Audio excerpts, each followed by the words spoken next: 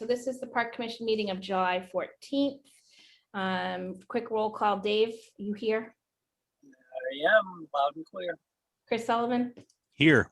All right, I am here as well, and we're waiting on Anna to join us. As soon as she clicks in, I will let her in. So in accordance with the open meeting law, please be advised that this meeting is being recorded and will be broadcast over the Lunenburg Public Access channel and eventually uploaded to YouTube. If anybody ever notices if our video doesn't get uploaded, feel free to shout out to Joe, just Joe McLaughlin, just send her over an email and she'll get it up. Sometimes I think so many meetings just get lost in the shuffle. All right, so you with us, Anna? Hello. There she is. There she is. Hi, sorry about that. That's okay. So I have on the agenda, starting with public and board comment. Does anybody have anything? No. Moving right along. We have no minutes ready. I need to get with Susanna where I think we're starting to get out of compliance with one of them on open meeting law. So I will work with Susanna to make sure that gets done for the next meeting. Susanna emailed me today and I haven't had the chance to reply. She gave me a list of the ones because I had offered to help. Okay. So anyway, she emailed me today. I haven't had the chance to reply, but I will get on with her. And I don't mind, I mean, I don't mind helping either. If I'm offering, it's because I have some extra time. So, Right. all right. So our DPW director is not here. I am going to run through the update that he sent over to me earlier. The Ninja Warrior Camp is currently running this week at TC Passios, and another session is running next week. The Summer Multi-Sport Camp is scheduled for the weeks of July 26th and August 9th, also at TC Passios. Both camps are being run by Viking Sports, who I have been in contact with. He will be providing them with the rosters, and they have been notified that the school department expects them to be following current CDC guidelines for mask wearing. Viking Sports has also submitted for the permits through the Board of Health. Refunds have been issued to all registrants for camps that have been canceled. The town has advertised for a temporary park director, and we are currently accepting applications for the position. And the beach and swim lessons seem to be operating normally other than the rainouts of the last couple of weeks. So it sounds like things are on a better track than they were the last time we met. All right. I have a next door neighbor is doing the boot camp. They're the ninja camp. It's like ninja boot camp. And he's like, it's more like boot camp. Does he like it? Is it going? He likes, yeah, it's going well. But he's like, man, minute planks. And like I had 64 burpees. And I was like, oh man, like, well, you'll be in shape. That's funny. Whoever the caller is that just came on, I just want you to know that it came up with your phone number. If you want me to change it, I can, or if you want to change it so it's not out for the world to see, I can. You can do that as well. Just to whoever came on. All right. So the next item is Marshall Park. Did you guys get the email that I had forwarded? We had received this email before. It's the one about the Marshall Park priorities. Y'all got that? Okay, so I had a conversation with Heather Lemieux yesterday. Still trying to understand how this is working and who is ultimately responsible for drafting the request for proposals that have to go out. She said that the assistant town manager can help us with that. And in talking with her further, she said the best thing to do is to fine tune our priority list a little bit more, discuss what exactly we want to be getting out of the request for proposals, and then the assistant town manager will help us. I'm not sure the best place to start, but in going through these notes, things that we have talked about in this process were things like getting a full survey of the property, assessing the existing conditions that we have at that location now.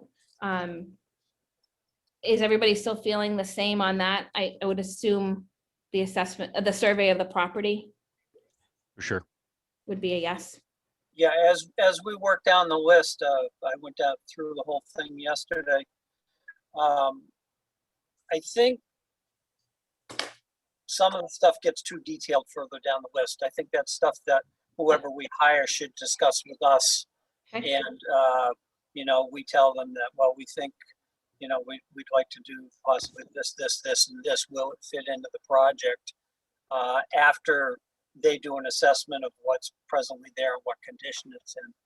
Okay. A request for a proposal doesn't go into the nitty-gritty little details of,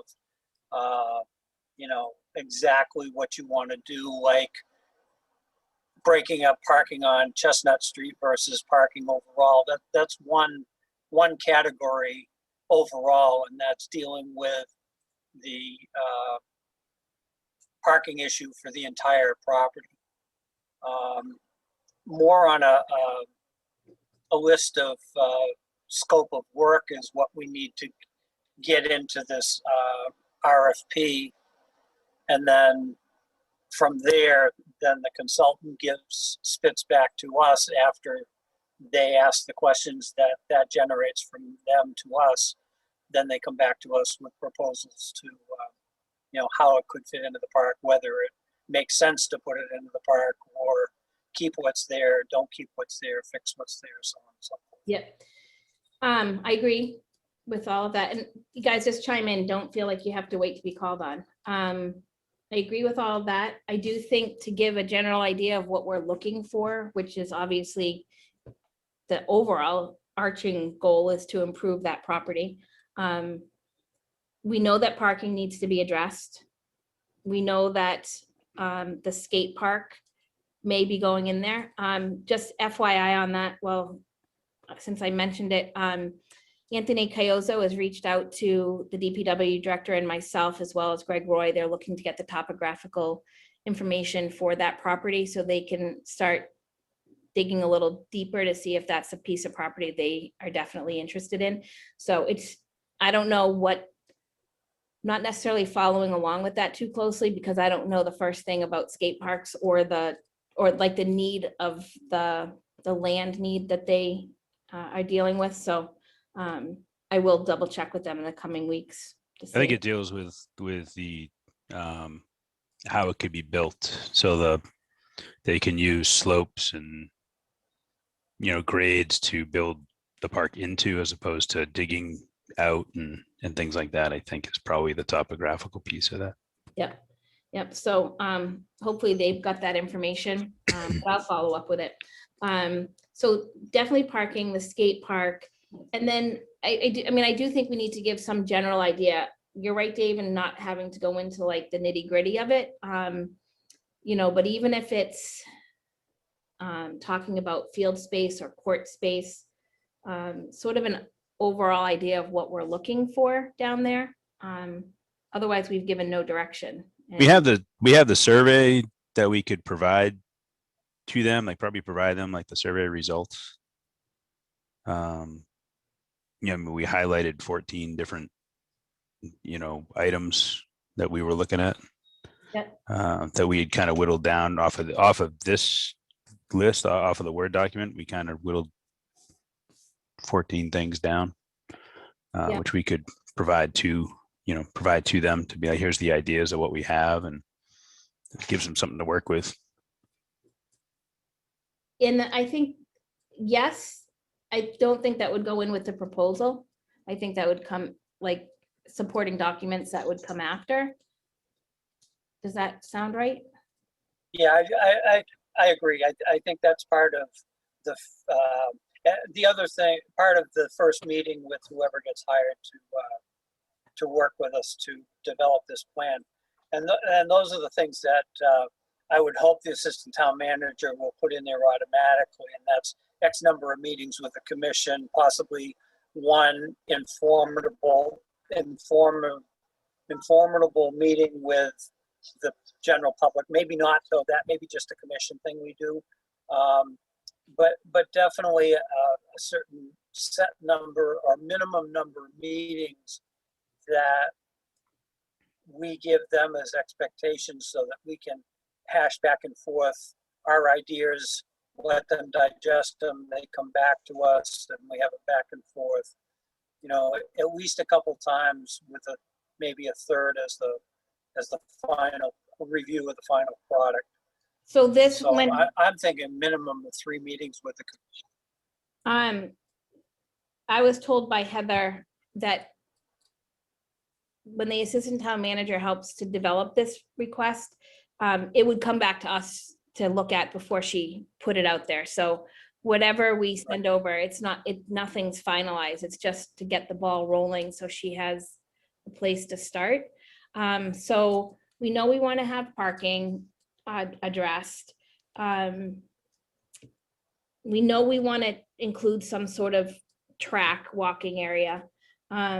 Do we want to mention the basketball courts and figuring that out, or even like a multi-purpose field over there, or do we? What's everybody's thought? Well, think that's where sorry, go ahead, Dave. I was just going to say I think let them come back with ideas after they do an assessment of present conditions. Okay, Okay, let them feed back to us what they think that space could be used for. You know, maybe like you said, it comes out completely. One thing too, just to mention, once we get into the wooded areas that have not been developed, there's a lot of wetlands in there. So we're not going to be able to expand the footprint of the park itself an awful lot, other than with hiking trails that are already cutting through, you know, small wetland areas. all right, so we're looking for them. Anna, did you have something to add before we can't You're hear you. muted. Muted. Sorry. Well, Karen, go ahead and summarize it, because we went into details and then we didn't. I So know. that's where, like, everything we have said is correct. I don't, you know, we have a wish. The way I had envisioned this is we do have a pretty broad wish list. Yes, we know that. And that is the what we want and what we can actually have. And some of the limitations is the physical space, you know, the area, like we said, you know, we cannot expand too much into the wooded area. So what I thought this proposal would be, because this is just to create a proposal, right? It's almost like when you hire an architectural company to, which it is what we're looking to kind of evaluate the site and say, this is what we think it should go here. So I think us giving them this wish list, as raw as it is, it gives them enough guidance to say, these are the things we would love if we could put over here. We are not saying these are everything, but based on your recommendation, we'll decide what we want to go there. But I think giving a raw list is actually possibly the best case scenario. I agree with you on that as well. I guess I'm looking at giving the raw list and giving the survey results as a secondary item that wouldn't necessarily be included with the request for proposal. Okay. Am- I was am really I- thirsty. I'm sorry. I've been doing the same.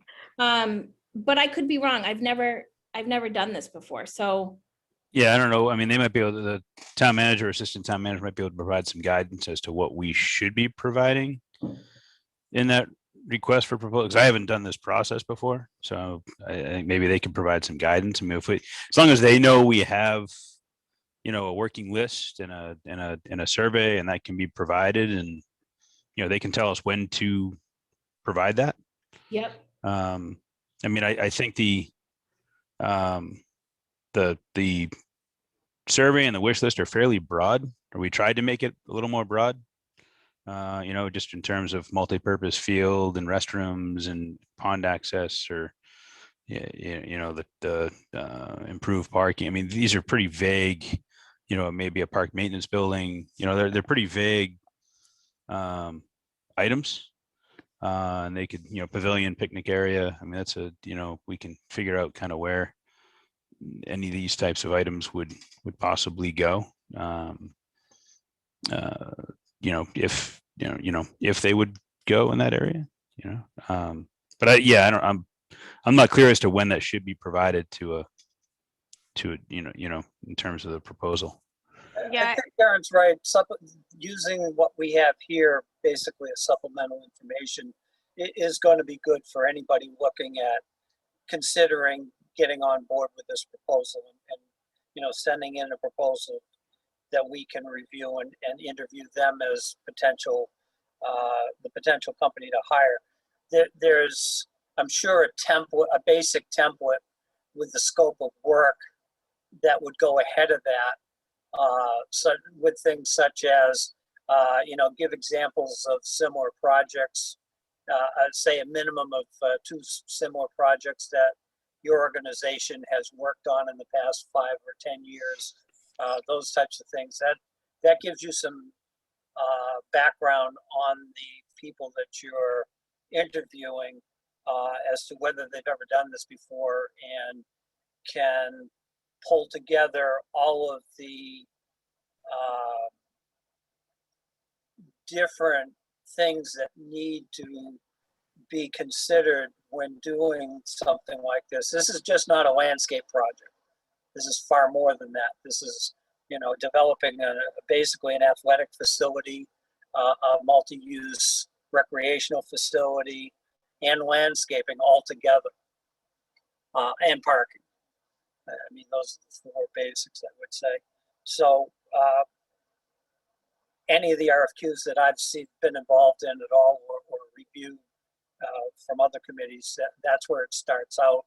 And then the list of details is just added information for those entities to, as you guys have been saying, give them an idea of where we are at, right or wrong, but that's how far we've gotten with it.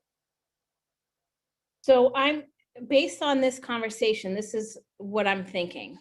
To go back to Julie, the assistant town, or go to Julie, the assistant town manager, to obviously get this ball rolling with these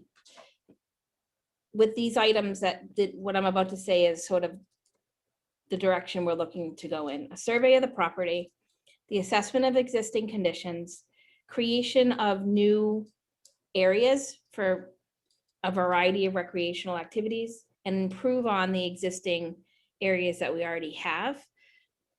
And ask her when the appropriate time for the lists that we have, the priority lists that we have going, would be to submit to her as well, or to submit to whoever it is with the survey. Do we put it in now or do we put it in later?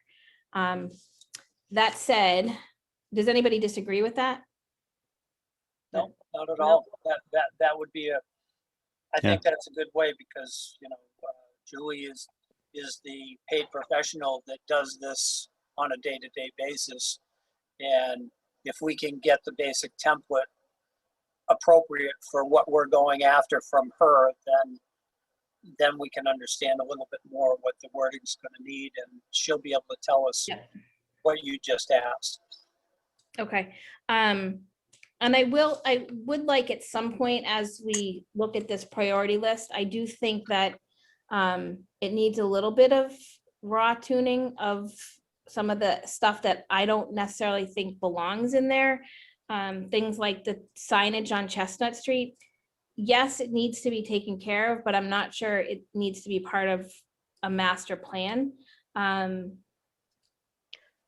I think the overall consensus was a dog park wouldn't be our ideal location. So, taking out the dog park, the bike racks, it's not, we could probably have them put something in a design plan, but it's not something that necessarily has to be part of a master plan.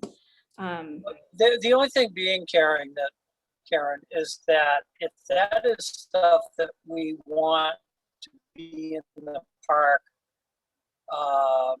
even if we're thinking eventually, I kind of think that it doesn't need to be in this RFP or RFQ, whatever it ends up being. But I think in our discussions with the consultants, we tell them that this is what we think in a perfect world should be in the park, and see if we can, Yeah, have it in the plan, because if we can get the funding or through grant money, it will be easy to put that stuff in, including signage. You know, Yeah. I kind of envision, and I don't remember how the park is situated, but if we end up with a substantial parking area on the Chestnut Street side and we enhance the parking on the 2A side, then the signage on Chestnut Street should say, you know, Marshall Park North access parking versus. yeah, no, I agree with that. I guess I was just reading, like, looking at this whole We, item. we send that Word document. That's what we send down into the survey. Say that again? That Word document that you're reading is what we send down and put in the survey. So we kind of cut a lot of that out, but I think what Dave is saying is accurate too, that we should, you know, it's not necessarily like a big project, but part of the overall project would be to include some of these I guess smaller I would- things, because it wouldn't make sense just for us to put signage out there now when it needs to be moved. Right, I in get, maybe 2 I'm reading years this, or maybe I'm reading this item wrong. I was thinking it says signage Chestnut Street side, thinking something similar to what's on Mass Ave, which is just on the Mass Ave side, it just says Marshall Park. Yeah, that was I think that was one of my items that I put down initially. I do think, Just because it's you show up on the Chestnut side and you have no idea where you know, I mean, You don't you know live in what town, so you park know it's you're at. Marshall Park, but there's nothing on that side that says, hey, you're at Marshall Park. And if we're going to go through and, enhance this and make it a destination park for town residents, it'd be good to have appropriate signage on both sides to acknowledge where folks are at. Kind of it was my thought. And again, not to whittle it down to super details, but just to mention it, when we're talking about the parking areas, however those end up being designed, you know, as we develop policy and rules and regulations for the park, then at both major parking areas, there should be a set of signs similar to Yeah. what cemeteries have done with the rules and regulations that are key to the safety of everyone using the park. yeah, I think that signage on some things just is a natural part of it, you know, I mean, when I think of parking, I think of, you know, when we create a parking area, I think of that signage would naturally come with that type of project. Right.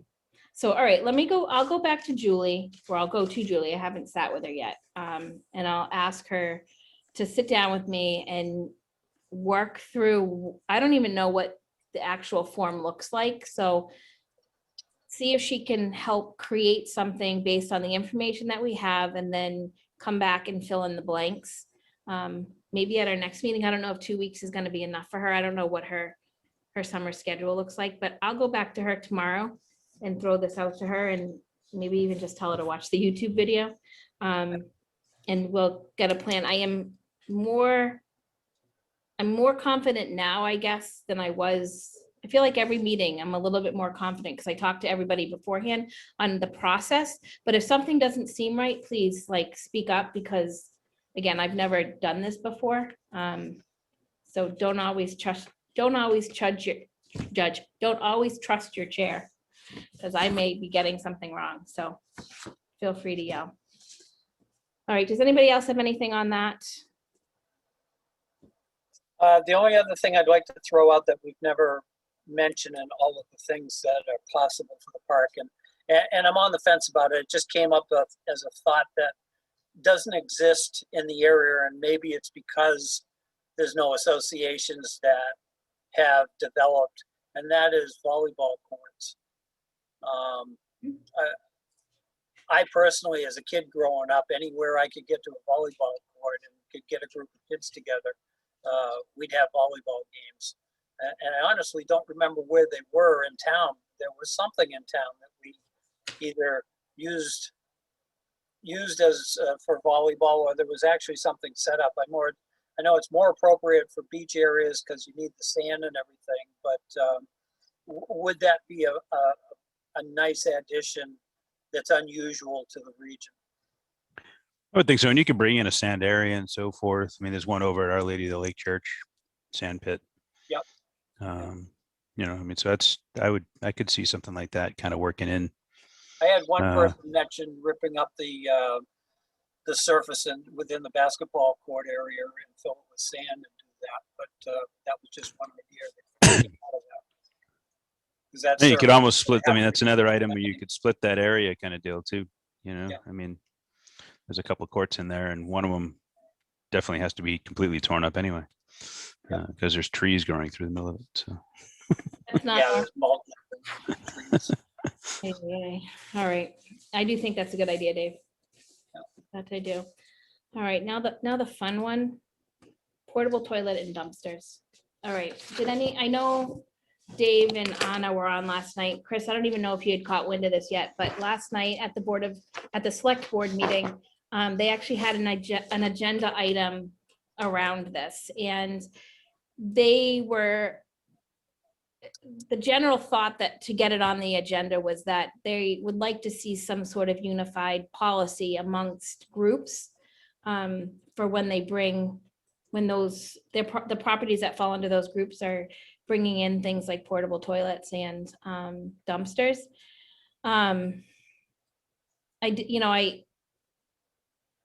I had spoken during that agenda item. Some of their concerns with some of the members was over regulating things, and I agree. The Board of Health does not have a policy on portable toilets or dumpsters. That, Dave, that's your takeaway after talking with Andrea as well, correct? Yeah, the only thing on dumpsters, any company doing business in the town of Lunenburg with anything to do with dumpsters is licensed through the Board of Health. But all that does is it licenses the company. It does not control what they do with those dumpsters, where they put them, or anything to that effect. So I wonder if, did she say if that was pretty standard across the board? Like, would we have to go back to Andrea and confirm that these were licensed people in the town of Lunenburg, or do we just assume that since they're willing to drop it, that they are? No, case in point is our president Rubbershauer. I won't go into the details, but there were some assumptions made that were not actually true. So, no, I don't think there should ever be an assumption that an entity coming into town doing business is properly permitted. So let me grab an email. At our last meeting, one of the things that we discussed was whether or not the park commission just brings in porta potties that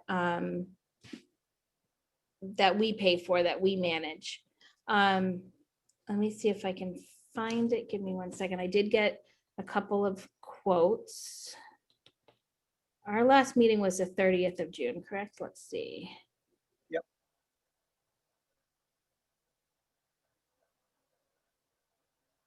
Oh, goodness. I feel like she got right back to me, and now I'm not going to be able to find it. Maybe if I was in the right email account, that would have helped. Give me 1 second.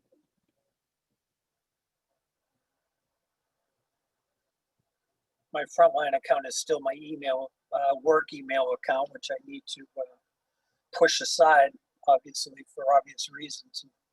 Yep. So there's better access. So this is the response that I got, and the quotes were all similar. So I'll just go through this one. This company said that a standard unit, the monthly fee is $100, and a handicap unit is $140. That includes one-time weekly pumping, cleaning, and restocking. If you are on a flexible delivery, we can drop it. And when we're already in the area, we can drop it with no delivery charge. If we're not flexible, it's a $60 delivery charge. She says, please note, if the rental extends into the winter, approximately November to March, an additional $10 per unit salting fee will be applied to prevent damage to the units. So it's not, the price isn't overly absorbent. It's depending on how many we wanted to have, it would probably be between $400 and $500 a month, and depending on what type of units. The question, yep, go ahead, Anna. So that's not what I think what we're discussing now is not what I thought we would be talking about it. I thought we were going to be talking about policy as to when we bring things in, when we allow people to bring in, the regulations around. If someone Yeah. brings it in, that's what I thought we were discussing. I think we're going there. I think We're we're about going there. So the reason I bring all of that up is because if the commission feels that we should be providing the facilities, the rentable toilets, then I don't think we go any further to create policy for user groups. I think we say we're going to bring in our own portable toilets and put our expectations out there. If we're going to continue the way we are with allowing user groups to bring in their own portable toilets, I think that's a different set of regulations or policy that needs to be created. One would be creating a policy for ourselves, and one's creating a policy for. So I guess I was thinking that we needed to sort of get a better determination on which direction we wanted to move in, so we could create the appropriate policy. Okay. So, I mean, if you allow me to just give me a couple minutes, I just want to expand a little bit on this discussion, and then I'll come back to the toilet situation. So we received Steve's email, and I think, he had listed what he does there. And within discussions we have had, we have talked about how certain things, we do, the Lunenburg Parks and Recreation now, a large portion of what we do serves exclusively one sport. Right? I mean, most of our fields, most of the parks we have is baseball. And, and we have talked about how do we schedule our fees and everything. And I think I'm going to this broad discussion for a reason, because one thing that it's coming in my mind as I read Steve's Chow's email and user fees and what do we charge and everything is, I think in the future, we can't necessarily say it's one fee for everybody, because if a Little League is running a baseball league within Lunenburg Parks, the maintenance for that is X, and it serves so many kids. And if we have street hockey, which I guess is called deck hockey, we have a little field that you can run, it's a shorter game. You can run a league with much less money, and you serve just as much kids within that. I don't think the user fee should be as high as maybe baseball. And then I think, to offset some of the costs for these more expensive sports to play and maintain in the parks, which is baseball, maybe the league or whoever's running those can offer to provide some of the services. So now I'm going to go back to baseball. So I think as a policy for us, my suggestion is that we would have a policy to, if there's a program running that will be X number of people on the park at the same time, we need to make sure there is bathroom facilities provided. Now, if that's X amount, if we're providing or if they're providing, then then we would have the regulations for them to do that. But I would be afraid to say, I don't think it would be wise, or it would be fair to everybody if we have these sports there that take a lot of maintenance, that takes a lot of money, that serves just as many kids as maybe something else, because we're going to the town can't afford that, can't afford to support those sports equally. So although we want to support, the taxpayer won't be able to do it, and the parks, and we are the taxpayers. So some of these sports will probably have a higher entry cost for the families. So that's, I went broad and I came back to to where we are, to what you said, Karen. Are we providing or not? And I think we need to have a trigger policy to when the toilets are needed in a location. And then we say, okay, we provide it, this is the cost. We don't provide it, this is what you have to do. Because I think if we're, let's say, you know, if there is a soccer camp that runs all day long, they should have toilets there. I agree. I do agree with you on that. The problem is that to set a minimum number of people that would need to be there and that would trigger the need for a portable facility like this, I don't know if that's the direction we'd want to go, because in the big picture of things, Little League has decided that they need to have bathroom facilities. There's times when there's only 10 people down at that field.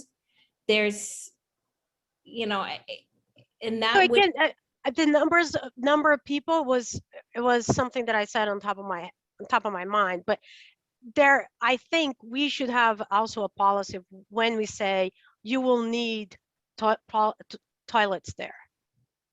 Period. How are we going to get that done? Is I it think there's- us? Go ahead. Trent.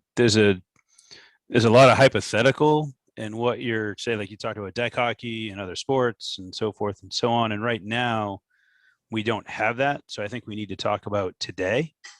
There is no deck hockey going into Marshall Park Right. anytime soon, or any other park anytime soon. I think we need to talk about today, and then as we go down the line, as we talk about a master plan for Marshall Park, and so one of the things on there is bathrooms. And so we, hopefully that is going to solve a lot of, these questions, if those are feasible there. Sure. That solves a lot of the issues.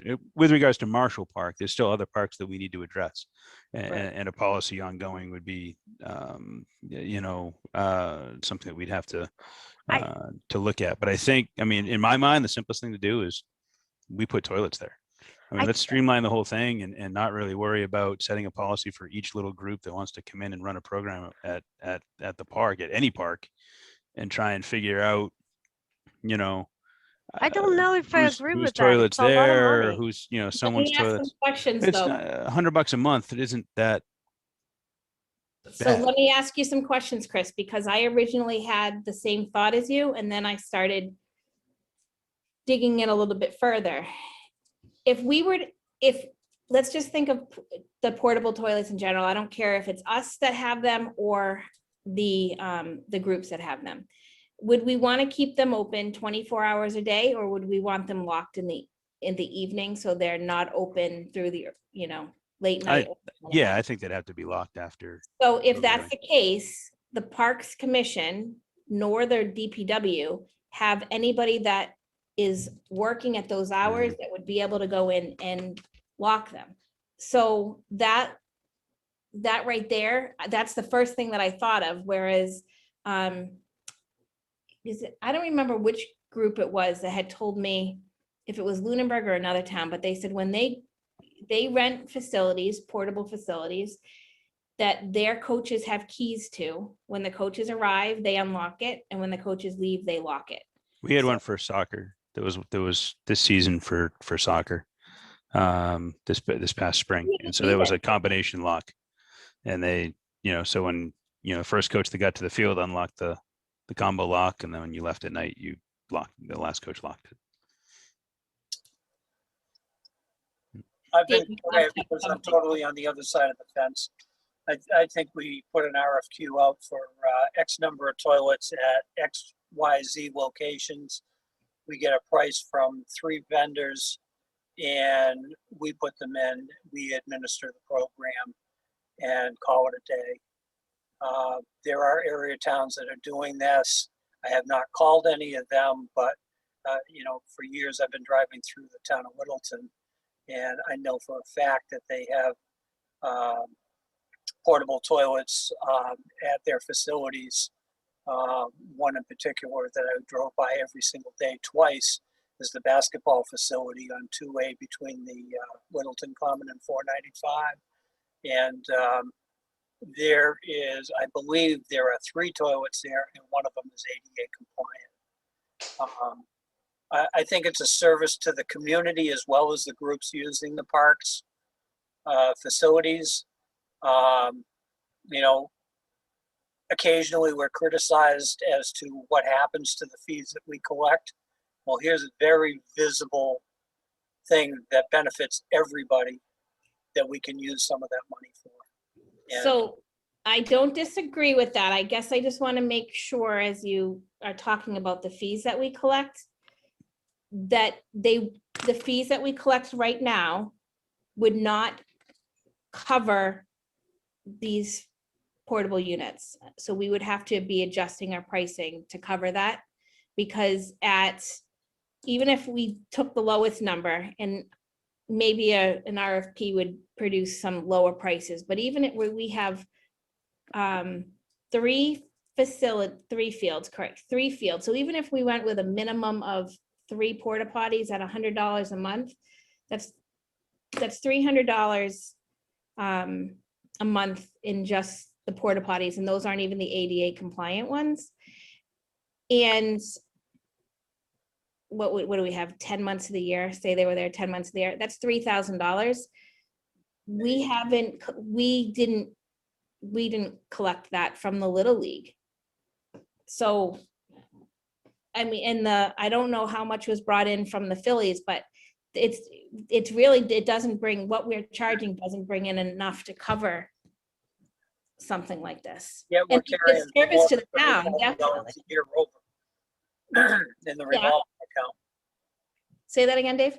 Yeah, we're carrying more than $30,000 a year over in the revolving account, and I understand that didn't develop overnight.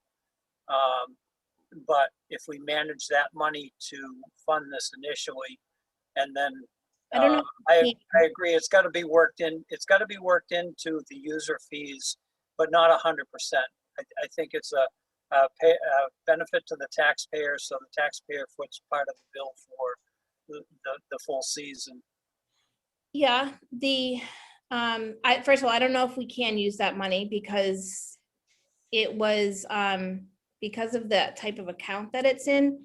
The last time I talked to Karen Brochu, it's supposed to be earmarked for parks projects, and I'm not sure a rental would be considered in that, but that's here nor there. It supports the programs that pay into that account. Yeah, it does, without a doubt. I had another thing that I was.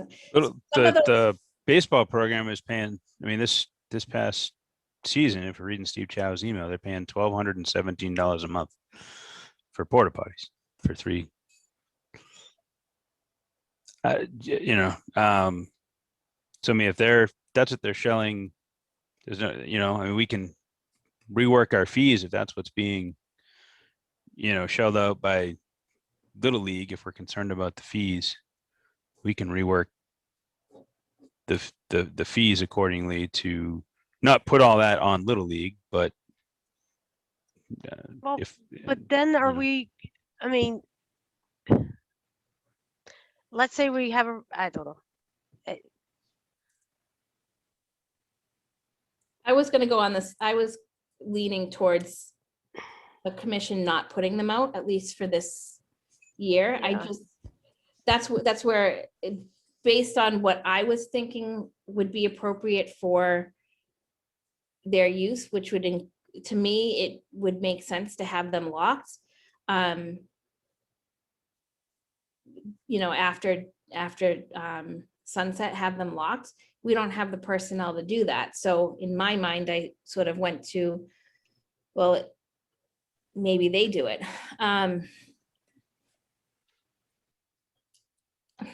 We still need the personnel to verify that they're being locked Well, by a user group.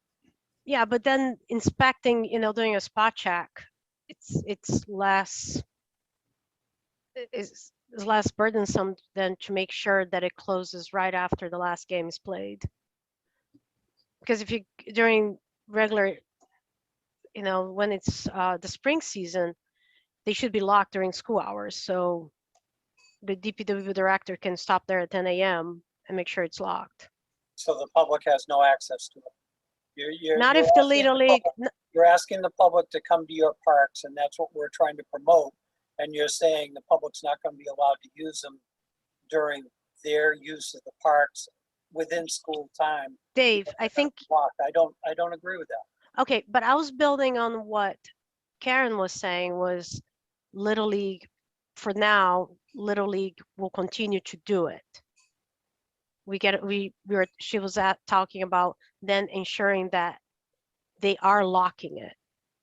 And Chris said, well, how do we know that it's being locked? We can do, and my answer was a spot check for when there are not games on. So I agree with Karen that I think for now, we should have a policy so we don't get into the situation we were 3 weeks ago. That is number one. It's almost like a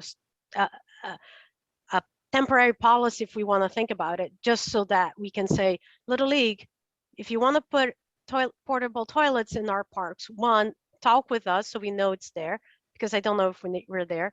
We give them a time frame that when it's going to be there, when the season is running, not just throughout the 12 months, and to lock it and have it regularly cleaned. That the situation that arose 3 or 4 weeks ago was not Little League's problem. It wasn't Little League's fault. So here's it was, So- Chris. So here, there is a piece of it that belongs to them, and Steve Chow actually said the same thing. I had received an email back from him after that, or one of the Facebook threads it might have been that I had read, that their service provider this year of those units has done a terrible job. So that whoever they contracted with didn't, it sounds, uphold their end of the agreement to make sure that these were being cleaned once a week or whatever their agreement was. So that part's not us. It's not the town. It's just, it's their agreement, and that's the company that they chose to use for their rental. Now, I don't want to fault them for it, because I mean, they don't have control of the people that go down there, but that's where I think, if the facilities had been locked, maybe it wouldn't have happened. Now, there's no guarantee. That said, I don't quite know what all the liability is. And I'm going to give you an example that is something totally different from the porta potty. There was a propane tank down there next to the snack shack for over a year, Dave, that sat there empty. Yes. If that propane tank, which didn't belong to the Parks Commission, it belonged to the Little League, because it was that grill was put there by the Little League, had been in the vicinity of where those kids had been setting off the fireworks, and they had decided to use that propane tank in their little activities, where does the liability come in for that? And that's what I think about when I think of the portable toilets.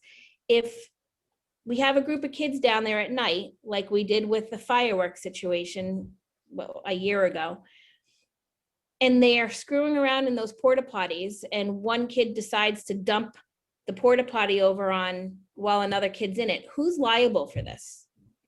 Who's That's pretty liable? simple. You're going to have three people or three organizations named in the lawsuit.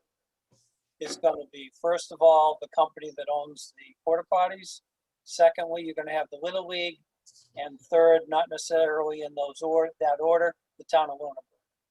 Right, All three entities are going to be liable, and that's why I say if the porta potties are totally under our control and contracted, then we have total control. We're covered by our liability, and then the vendor is the next in line for liability. That's one of the key points of us contracting out the services.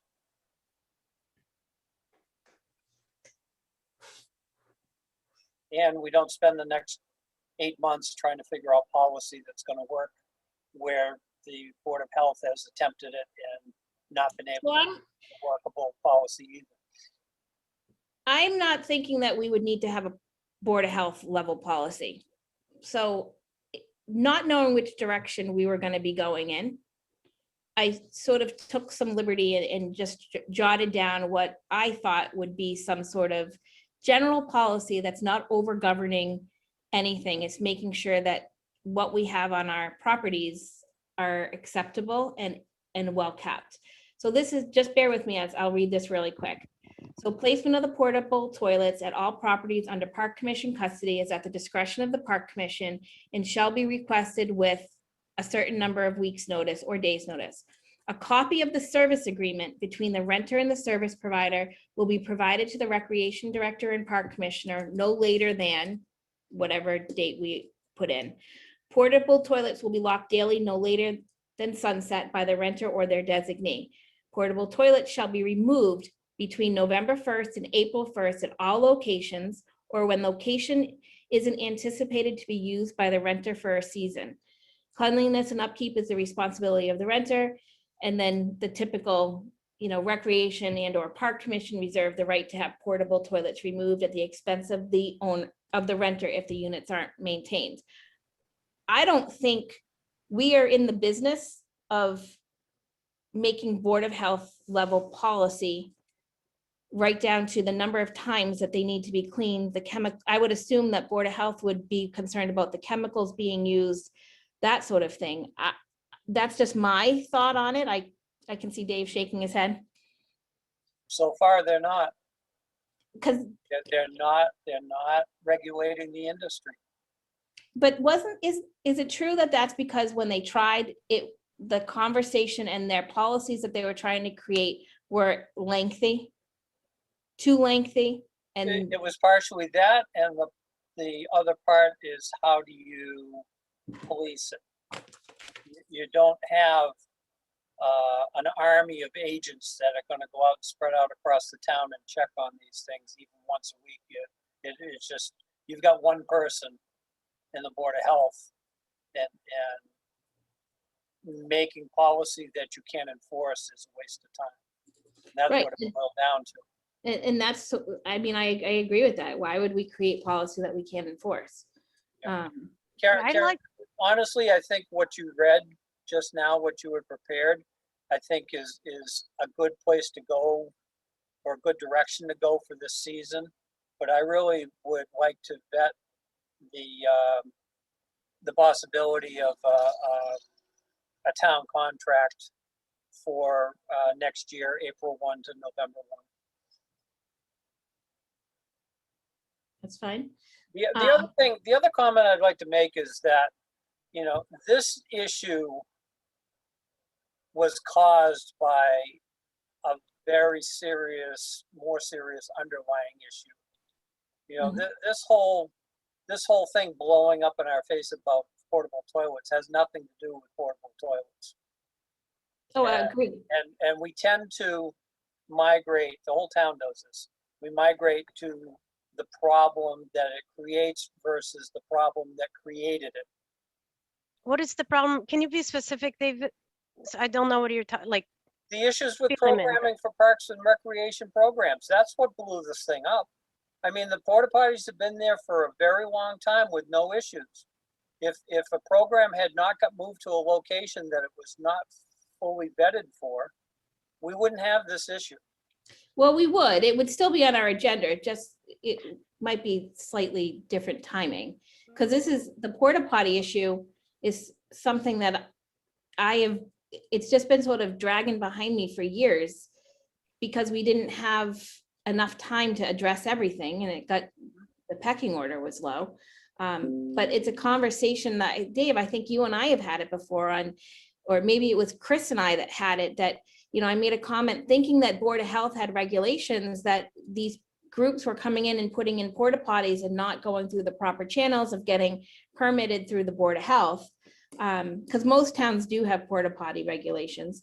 And then it wasn't until I actually had a conversation with Andrea. So it would have been on our radar. The timing's just a little bit different. And yes, there is. and we have had problems before. It's not because we just moved, what you described, Dave. Last year, I think there was a case of a portable party being put it on its side and we didn't know who was it. What? It's 2 years ago already. Okay, but we have had problems before. Right, but and Anna, I don't disagree, but that issue was the fact that it was left there beyond the season. Right, because we don't have a policy that says just what Karen on her policy. If it's not being used for a season, And that's, I was looking at like Fitzgerald Fields that I don't believe is being used this summer, and I could be wrong because I don't have their schedules, but when a field's not being used for a season, is it worth keeping there? Now, I think Marshall Park is used by baseball teams for 3 seasons by the Little League. I could certainly be wrong on that. I don't know. I could go in either direction on this. I just know that The I the think- contracts also are adjustable. If you, Well- you write that into the contract. If there is a full season, a field's not going to get used. Oh, no, for us, no, absolutely for us. Yes, yes. And I would think it would be good practice anyway, because why would we necessarily want to pay a monthly fee for something that we didn't need? Or on the other side of that, Dave, is, if the Little League style programs for that age group can get away with a regular, most likely ADA compliant adult toilet, great. But in the summer, if we were to ever build a pavilion type thing that would give us the shelter needed to run a camp, we may need youth toilets down there. The pediatric, I don't know what they're called, but they're for the little humans. We could bring in something different for there. I don't know what the correct answer is. We're obviously pretty split on what we're thinking long-term, but I do think we need to. I agree with you, Karen, and what you have drafted there, I think putting the dates and some numbers, I think for now is a prudent thing to do. Excuse me. Without making any long-term policy or decisions or so forth. We clearly need to have something so that if something is not compliant with some basic guidelines, we can take an action. Because right now we can't. There's no policy, so people can just go and, organizations can just drop a porta party anywhere, so anyway. I'm with you, Karen. I appreciate that you drafted that. That was nice Well, and concise. I have one for dumpster too. I just wanted to be prepared for something, and I don't care if edits get made to it or if we don't approve it at all. I just, was thinking something was better than nothing. I agree with you. It's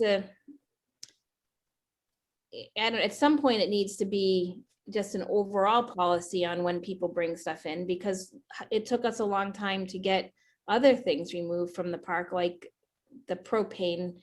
Actually, I don't even know if it was ever fully removed.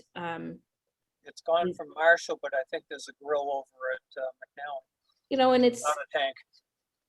it's well intentioned when they bring them in. I mean, they're bringing them in for a certain reason, but sometimes the bigger picture of the fact that kids are down there, I don't know. Propane tanks just make me nervous because they're just a fireball waiting to happen. I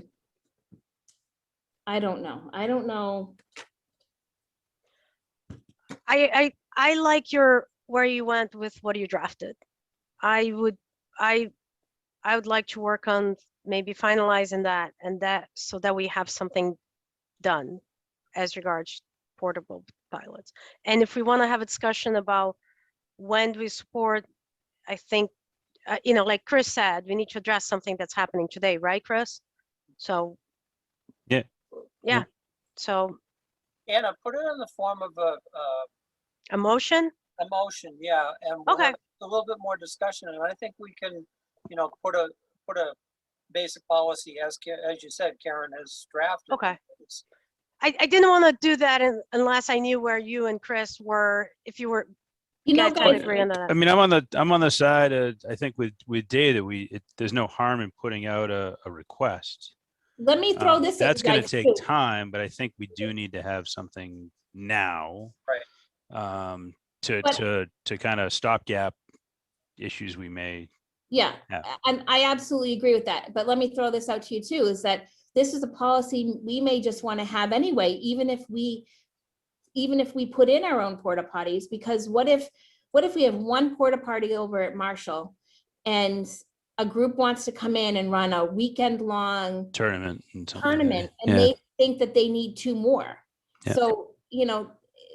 it's a policy that I think even if we put into place, it doesn't exclude us from having our own facilities. It just says to, people, this is what we have so far. I do think, and I know, Dave, you probably will say Back it in was just a second. he just walked away as I was talking to him.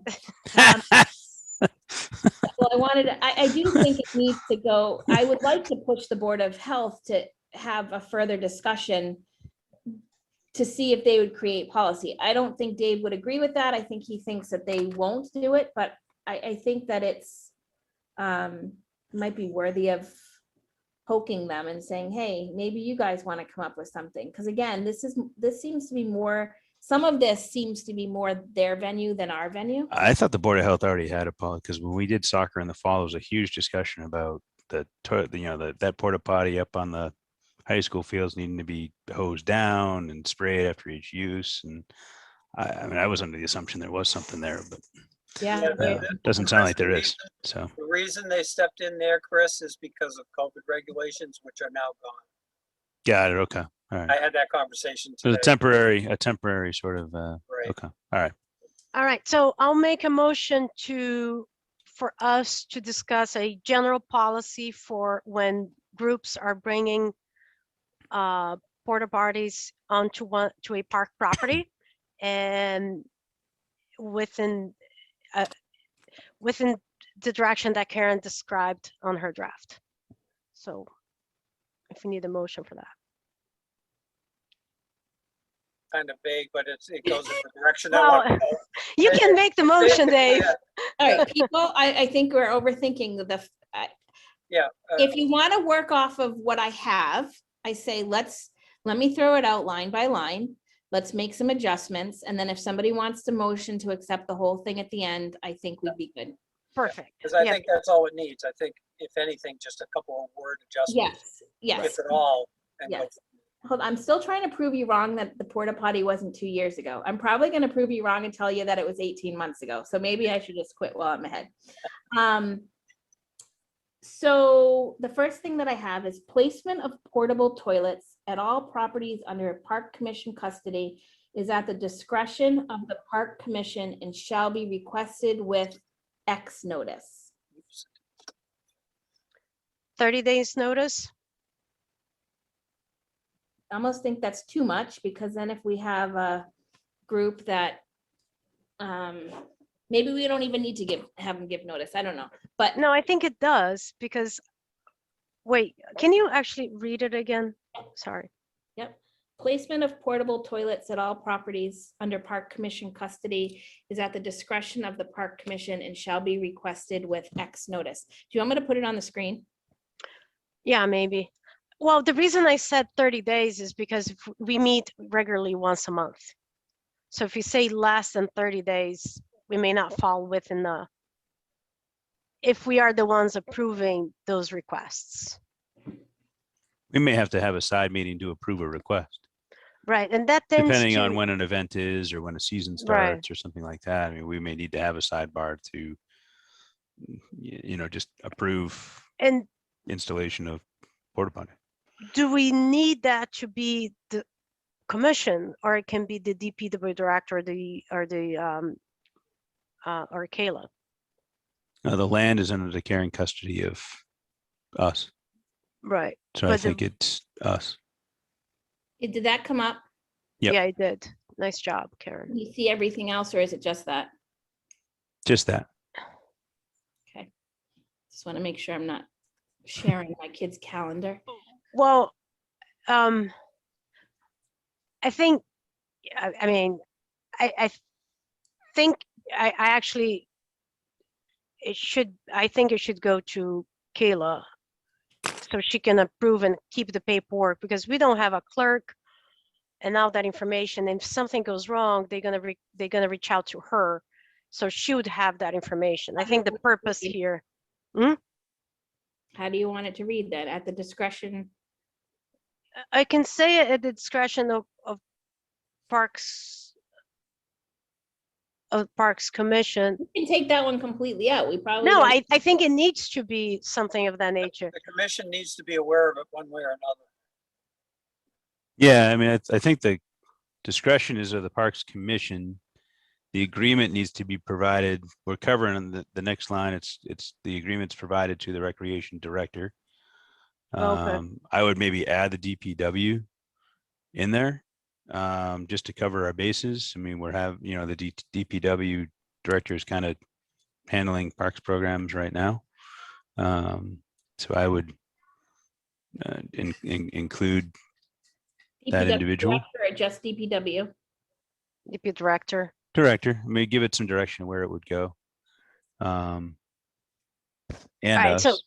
But so when do we request, so like the first line where we talk about notice, so someone that's doing an event or hosting a season or anything at a parks property, I'm trying to remember, do we have a deadline at which they need to request access to parks property? Because that would be essentially be the same deadline. I would But we don't approve Thank those. That was the How problem. how about if you put in that verbiage that it basically is tied to the application for use of the property, but then put a disclaimer in there, so if it's a last minute thing, but in no case will it be less than 7 days before placement of the unit. So what about this? Placement of portable toilets at all properties under Park Commission custody is at the discretion of the Park Commission and shall be requested at time of field use application.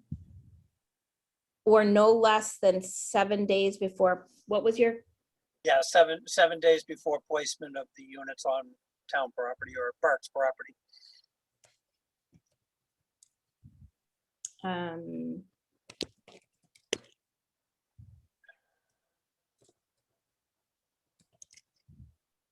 or no less than 7 days.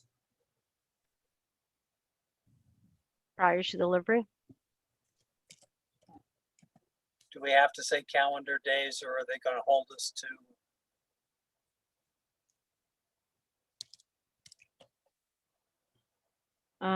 Okay, and then, so does that read all right to everybody?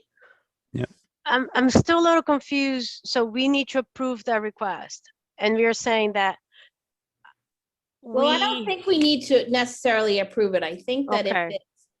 this is my thought on that, is that if somebody comes to the Park Commission or comes to Kayla with a request, or whoever, the DPW director, whoever, with a request for a single unit and there's no other facilities already there, then that should not be a problem if they're in good standing with us as it is. If it's somebody coming in that's like, we want to put in 15 porta potties for this very large event, then I think that would prompt DPW or rec director to get in touch with us for a discussion. I could be wrong.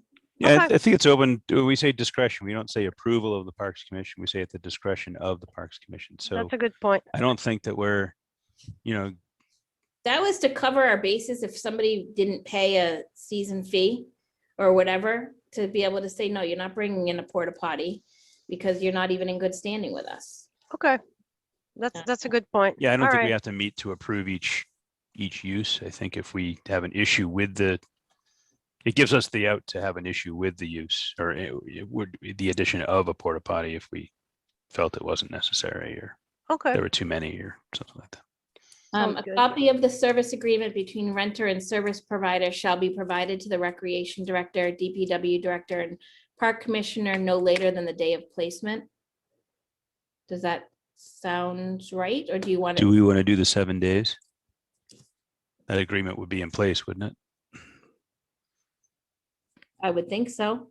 Yeah, don't push it up against that, because then somebody. fine. will drop I don't one. know. Oh gee, I forgot. Yep. Sorry. Okay. So no less than 7 7 calendar days prior to delivery. Portable toilets will be locked daily, no later than sunset by the renter or their designee. Or the last the time of the last at the conclusion or at the conclusion of the The events. day's last events, whichever is later or earlier, whichever is earlier. Would it be whichever is earlier? So if baseball was just, if we're talking about baseball, which seems to be the crux of it, if baseball only had day games on Saturday and their last game is over at 3:00, we'd want them locked at 3:00, not at sunset, correct? Well, this says no later than sunset, so I mean, they could lock it. Right, but do we say at the conclusion of the day's last event? But do we? That's what I'm saying. Do we need to say whichever is earlier, or I guess not. I guess not. Or at the conclusion of the day's last event. Yeah, again, Period. We're trying to think it too hard. I think just put a period there. I think we're okay. Portable toilets shall be removed between November 1st and April 1st at all locations or when the location isn't anticipated to be used by the renter for a season.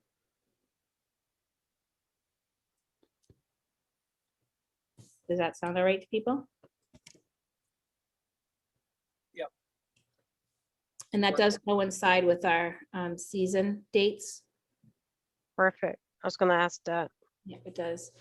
Cleanliness and upkeep is the responsibility of the renter. Yep. And recreation director and or park commission reserve the right to have portable toilets removed at the expense of the renter if units are not maintained. Yep. Should we say, like just, I mean, I'm just thinking maintained is kind of vague, so maintain their Yeah, in good working order, but should we say maintain and, properly cleaned, or something of that nature? how about just If properly cleanliness, if they're not properly maintained and cleanliness and upkeep are not maintained, Okay, somebody, units are not. Dave, what were you thinking if they're not properly maintained? are not properly maintained there? And then we need something in there that allows us to remove them if they're not in compliance with the entire regulation or policy. If there's anything else, I don't know, I'm just throwing that out as a general thing. I'm not sure there's anything else in here so far that would trigger us wanting to remove them other than this sentence, but there might be. Should we reverse? So take this statement that we have and put that above the cleanliness and upkeep, and then put as part of that statement, as part of the maintenance is the cleanliness and upkeep as the responsibility of the renter. I think that's part of the maintenance we're talking about. So suppose I'm just maybe overthinking it, but maintenance versus cleanliness,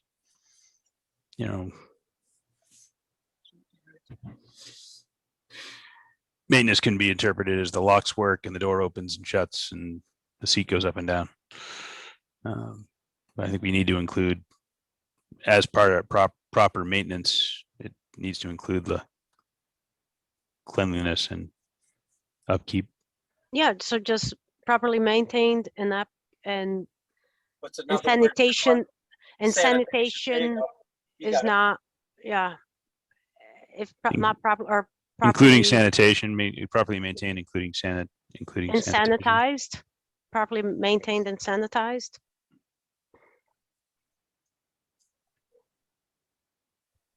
Like that? Yeah, that's a good Yeah. general statement. So am I taking the statement out? No, I think that's fine. That's okay. It just puts the onus on them, and then it gives us the ability to remove it if they don't follow the policy. Okay, so So we need a statement in there, Dave, like you're saying, though, we reserve the right to have those removed at their expense under those circumstances, but also for not following any of the above guidelines. So someone that decides they're going to drop a porta potty the weekend of an event, we have the authority to have them remove that at their expense Or because failure, they didn't get or if it's deemed that the toilet is not in compliance with these regulations. no, or I think it's what Chris was saying more, or failure to comply with these policies. right, which is what that's what I'm going off of what Dave was saying. Yeah. What'd you just say, Dave? Because I think you had it. I think what you just said is Yeah, and I got to record what I say from now on because it leaves my brain very quickly. All right, so Recreation Director and/or Park Commission reserve the right to have portable toilets removed at the expense of the renter if units are not properly maintained, including sanitization or failure to comply with these policies. That should work. Okay, so I think since, do we include the DPW director in that statement as well?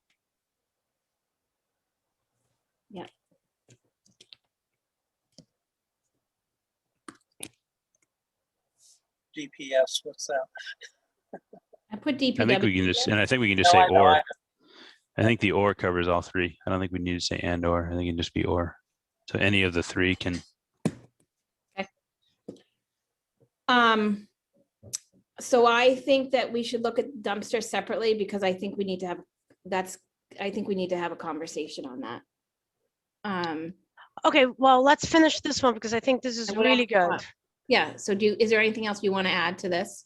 No, All So right, now, Anna, make your motion. yeah, all right, so now that we have a document, I make a motion that we approve the portable toilets policy as written on this document. Second, all right, so we have Anna's motion and Dave second it. We have to roll call vote this. Dave? One other, but just one just got. Do we need to say at the top portable toilets? Paul, do we need to title this? Portable toilet policy for parks properties? Lunenburg or- Parks Commission portable toilet policy or something to that effect. Yeah, it should definitely have a heading.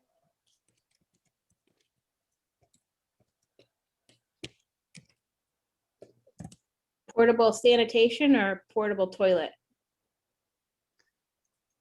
Sanitation facilities policy.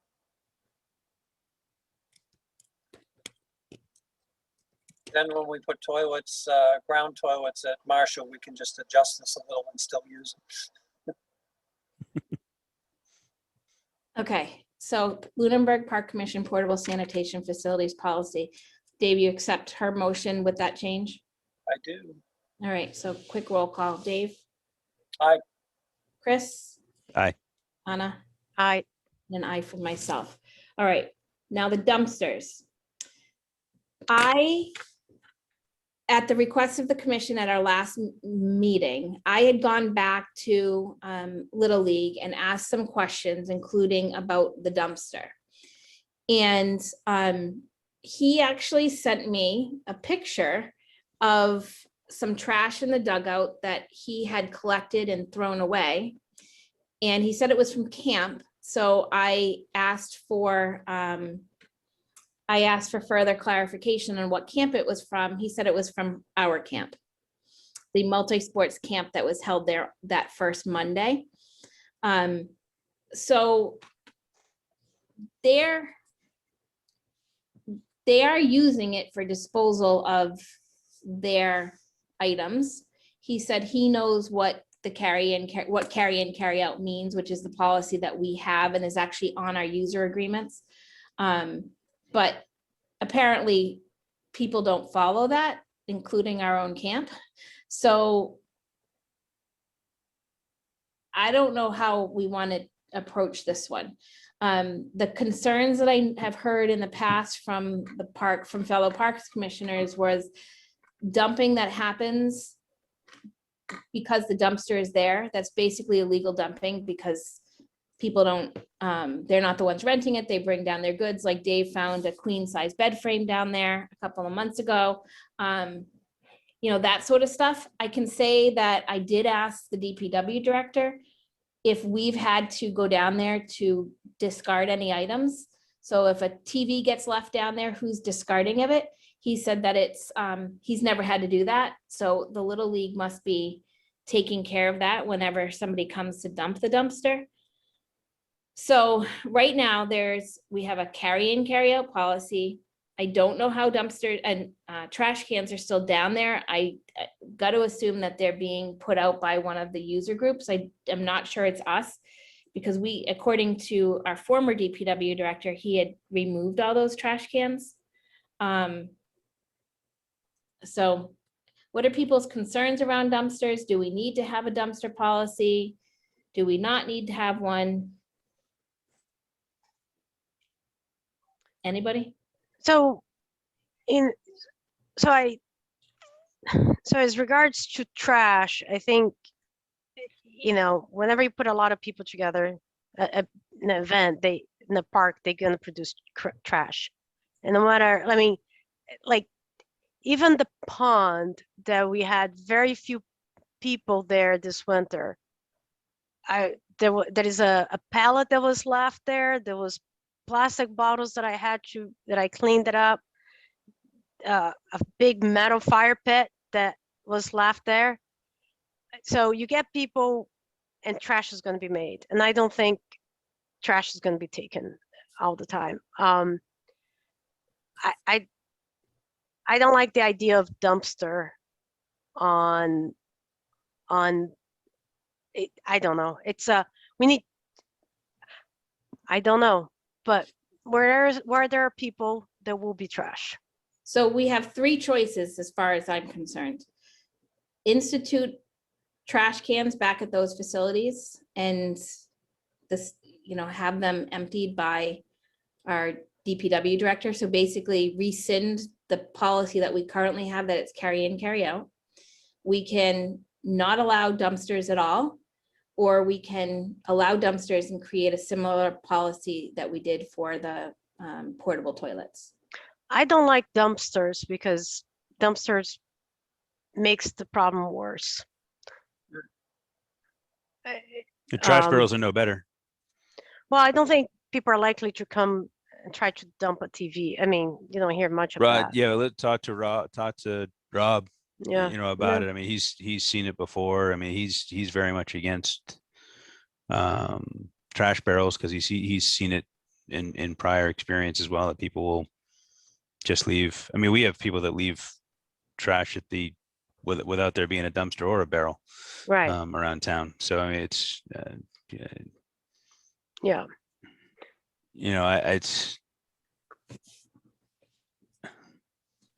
I would be of the inclination at the moment to go along the lines of what we did with the portable sanitation systems. Is that what did we call them? Whatever. Where we need an immediate policy now. I would be in favor of removing those dumpsters out of season. Let me check what I came up with, Chris. That they're in line with, responsible with what's there, All right, so this is what I had also, again, because I'm trying to anticipate before you guys get to it so that we can actually get more accomplished. Placement of dumpsters at all properties under Park Commission custody is at the discretion of the Park Commission and shall be requested with whatever notice. A copy of the service agreement between renter and service provider shall be provided to the Recreation Director and Park Commission no later than the day of placement. We can change those. Dumpster will be kept locked when not in use. All trash accumulated outside the dumpster is the responsibility of the renter. That would need to be fine tuned if we kept that. And dumpsters would be removed between November 1st and April 1st. Yeah, I mean, I think it's we can kind of cut and paste from the top and drop it down below. The only other thing we've got to tighten up on a little bit, I don't know how you do it, is the locking of the dumpster. I mean, the one at Marshall Park is quote unquote locked. It has a bar on 2 pins that bar hinges over the end of the cover. and it has a lock on one side. All you got to do is grab a hold of that bar and pull on it, and 3/4 of that cover will open, and you can, it's a plastic cover, so you can pull it past the bar on the lock side. So that's not a secure dumpster.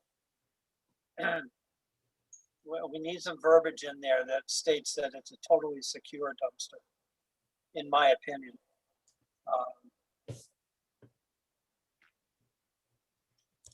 That's fine. I just need wording for it.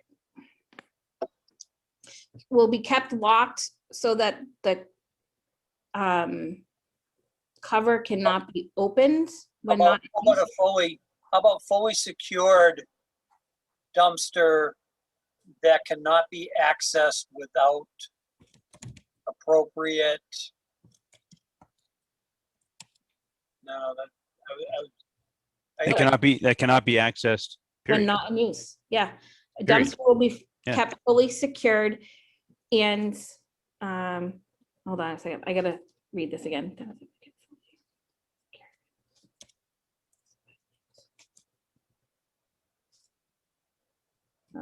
The other question is, do they still have metal covered dumpsters?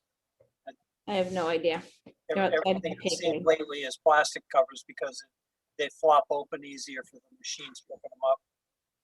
That's I would, pay grade, I have no idea. the dumpster will be kept fully secured, so it cannot be accessed outside of renters events, because anytime anyone's putting something in a dumpster, it's being used. So we need to Okay. print apostrophe on the renters.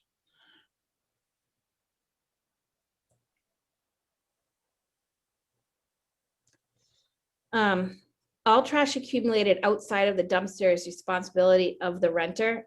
I don't know if we should even include that, but because technically that would mean that any trash anywhere on our property would now be their problem. And I'm not sure that's what we want. That's the goal of what we're trying to do, but.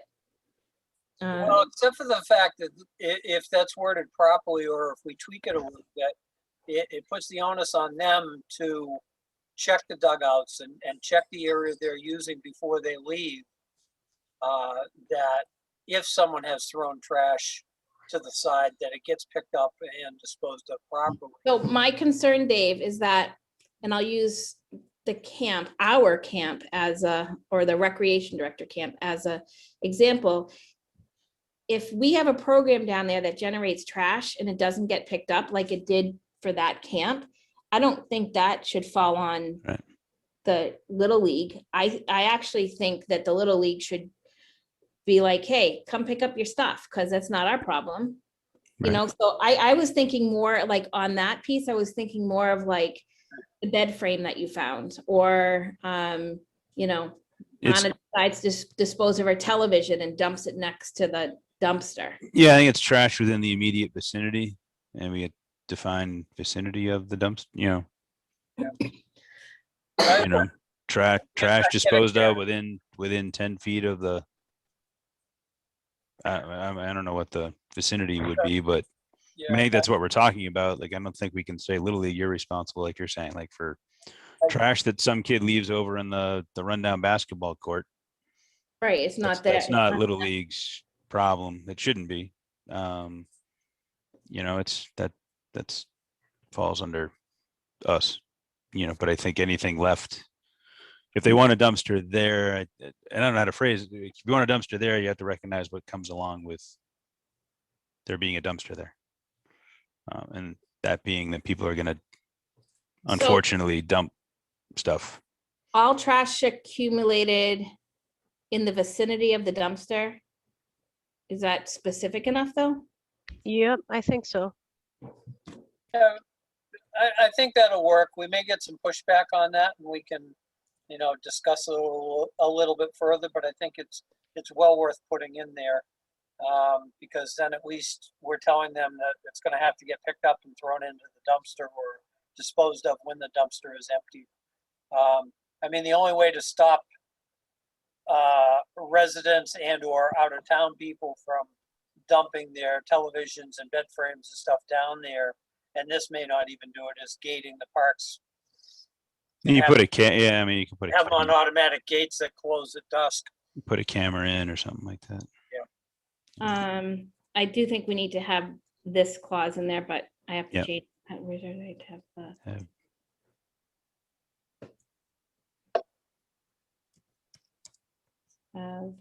Have the dumpster. Dumpsters. For replacement of dumpster. That's yeah, a dumpster. Yeah. Expense of the renter. If it's maintained. Can I take out including sanitization? Yeah, I would say properly maintained and secured.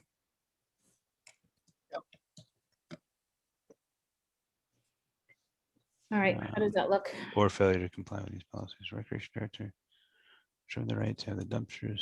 That would be if somebody decided to deliver it within the hour and not give us 7 days notice. How do those look? Works for me. Good. Make a motion to accept the dumpster. We have to title it, sorry. Once we title it, I'll make a motion. Lunenburg Park Commission. Dumpster policy. Sure. Short and sweet. We'll make a motion to accept the now drafted Lunenburg Parks Commission dumpster policy. Second. And my only comment to this is I can't even believe we're doing this. Why? Well, no, I'm glad we're doing it, but you know, some of it's a long time in coming, but you know, I don't know. Anyway, all right, we got to do a roll call vote on that. Anna, Aye. Dave, Aye. Chris, Aye. and an aye from myself. I will make sure, let me just retitle this. Let me stop screen sharing. Give me 1 second. I just want to,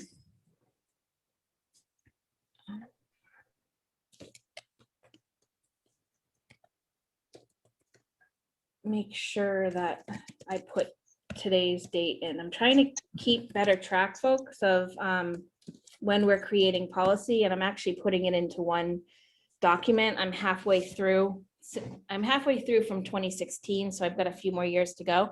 But that way, I think we can put it up on a shared document so that everybody who wants to see what we've created for policy or motions that have passed or whatever can do so without having to dig back in old minutes. I am working on that. So, all right, great. That is done. All right. The next agenda item is discussion and consideration to rescind the reciprocal agreement with Lunenburg Public Schools for use of the park fields.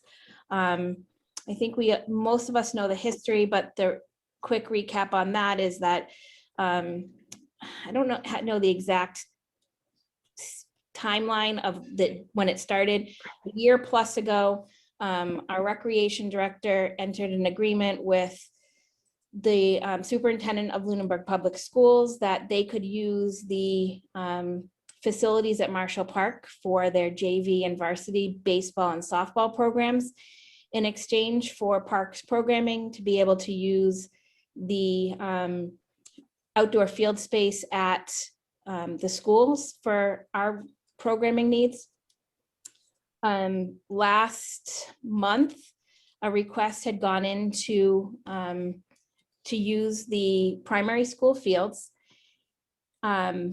And it had gotten kicked back to the recreation director saying that because the vendor was a for-profit group, that they were going to be charged $50 per hour. Because of that charge, and it was outside the reach of the best soccer program, so the camp had to be canceled because they weren't going to be able to afford that. Karen, can I stop you right there for just a second? Just to ask you to clarify something. Yep. Do you know what the participation level had been for registrations up to the point that financial issue forced it to be canceled? I don't know what the exact numbers were, but there were enough for the program to be held. Okay, that's all that's important. Thank you. Yep. The JV and varsity softball and baseball programs did use Marshall Park in the spring for their seasons. I don't know what the length of it was. So at our last meeting, we had talked about it and decided that we would go back to the school superintendent for some more information. I did that and got a response. I think I shared it with everybody so everybody could see that response. And so here we are needing to figure out what to do. According to the superintendent, she was going to bring this to the policy subcommittee. I think that should have been done before this agreement had been executed, for lack of a better word. And she can still do that. I would assume that's her plan, is to bring it in front of the policy subcommittee for further discussion. But in the meantime, we've upheld our side of the agreement. So I'm looking for feedback from the group on what we want to do, because this agreement is still in place. And if it's in place, I would be expecting us to uphold our side of the agreement. So I have, so my first clarification was the agreement that Kayla created, was that sort of a verbal agreement? Yes. Okay. So I am for rescinding the agreement there was, because clearly there was not enough clarification and definitions of the agreement, so that we can then engage the school superintendent or the school committee in order to develop an agreement that is really workable for us. I am of the opinion that this was, and I'm going to, we failed to serve our children of Lunenburg. This was, based on what I understand, it seems to was, as an interpretation of the agreement was made, which was, if Parks is hiring out, any way you want, if it's not a town employee, if it's not a town employee, everyone else is running for a profit, right? Even if we're paying as a 1099, that's not going to work. So this agreement doesn't work, and that's why it needs to be rescinded. But it was the interpretation that of this verbal agreement made that they did not want to honor with the Bass soccer camp. And I think that is, I don't want to use the word shameful, but it's very disappointing that that was the case. Personally, I feel that way as a Parks Commissioner. But again, I'm going to I think it needs to be rescinded so that we can properly develop an agreement, period. I think we're unfortunately in a time in which it's a one-sided agreement. And what I mean by that is baseball and softball are over for the season. And now it's the other end of the agreement wasn't upheld. I'll be it verbal or otherwise. It is a sad sort of scenario that there were a bunch of kids that the best soccer program, and that's a pretty popular program in the summer for a lot of kids in town. So it is unfortunate that it wasn't able to take place. I think I'd be of the same inclination along the lines of what you're saying, Anna, because we have time to revisit this and make sure it's something that's well thought out and documented. At this point, there is no baseball, there is no softball right now. I think parks, I don't know if we have any other parks or recreation programs for the summer where we're trying to secure but school space, school land. Well, I know there is upcoming programs for Parks and Rec that we would like to probably use school land. I mean, I'm thinking of even the adult programs we do. We have the rec department runs adult basketball come the fall. There's adult soccer on Sundays that's been run in the past. So it is something that I think is important to address rather quickly. Yeah. between us and the policy committee within the schools. As a matter of policy, from my perspective, I think we need to be very careful rescinding something that, even if it isn't working properly right now, at least there is something to work off of going forward until we have a fully vetted agreement. I liken it to what's going on with the Green Communities Task Force right now. There was a motion made to convert the task force to a full standing committee, which I don't disagree with, but the time lapse between one ending and the other one starting was not covered in the initial motion, and was added at the last minute, that the task force would continue until such time as the conversion to a committee was complete, because it left a gap in there that you had no committee at all. I liken it to that. I don't think we should rescind. I think we should have a vote that we agree that the agreement has not been executed as had been expected and explained to us when it was brought to us, and that we need to move forward to correct the issues. Well, Dave, I hear you. In most cases, I would say, what you're saying makes sense. But in this case, if we don't rescind it, there will be no incentive to create a new one if it's serving the other party's purpose, just as a matter of negotiation. So if we don't, if it's Go only ahead. verbal, is there anything to rescind? well, I mean, We voted to waive the fees. Okay, that predates me, so I'm not sure if Aaron, that really should have been done on a season to season basis, I think. Was that at the beginning of this season that we voted that, or? over the winter? Well, the current fee structure priority list was voted in the last, was it November? That time frame. This was in place before that. I don't know how much use was gotten out of it because of COVID, because I think it might have been executed just before COVID started, maybe. But yeah, our pricing, our fee structure rather, and our priority list was done in November. And that shows school functions with no fees. Correct. Correct.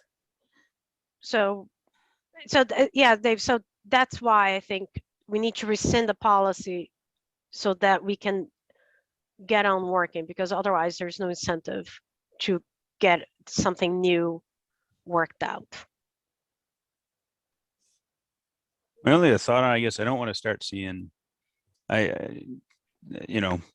one group starting a nickel and dime, another group and just going tit for tat and back and forth and so forth. I fully agree with you. I'd like to see this to be cooperative, in all facets, beyond parks and beyond the school committee, any other, groups that want to come in and, use parks land or parks use conservation land, vice versa. Like I'd hate to start seeing, different commissions starting a nickel and dime. I fully each agree other. with you, Chris. I couldn't agree more, but I don't think it doesn't feel that way. We just had, we had enough kids to run the camp and we didn't. And so we are not nickeling and diming anyone. Oh, no, I'm talking beyond, Right. beyond that. Trust me, it's very concerning that we weren't able to run. We know the issues we've had this summer, and that's After COVID.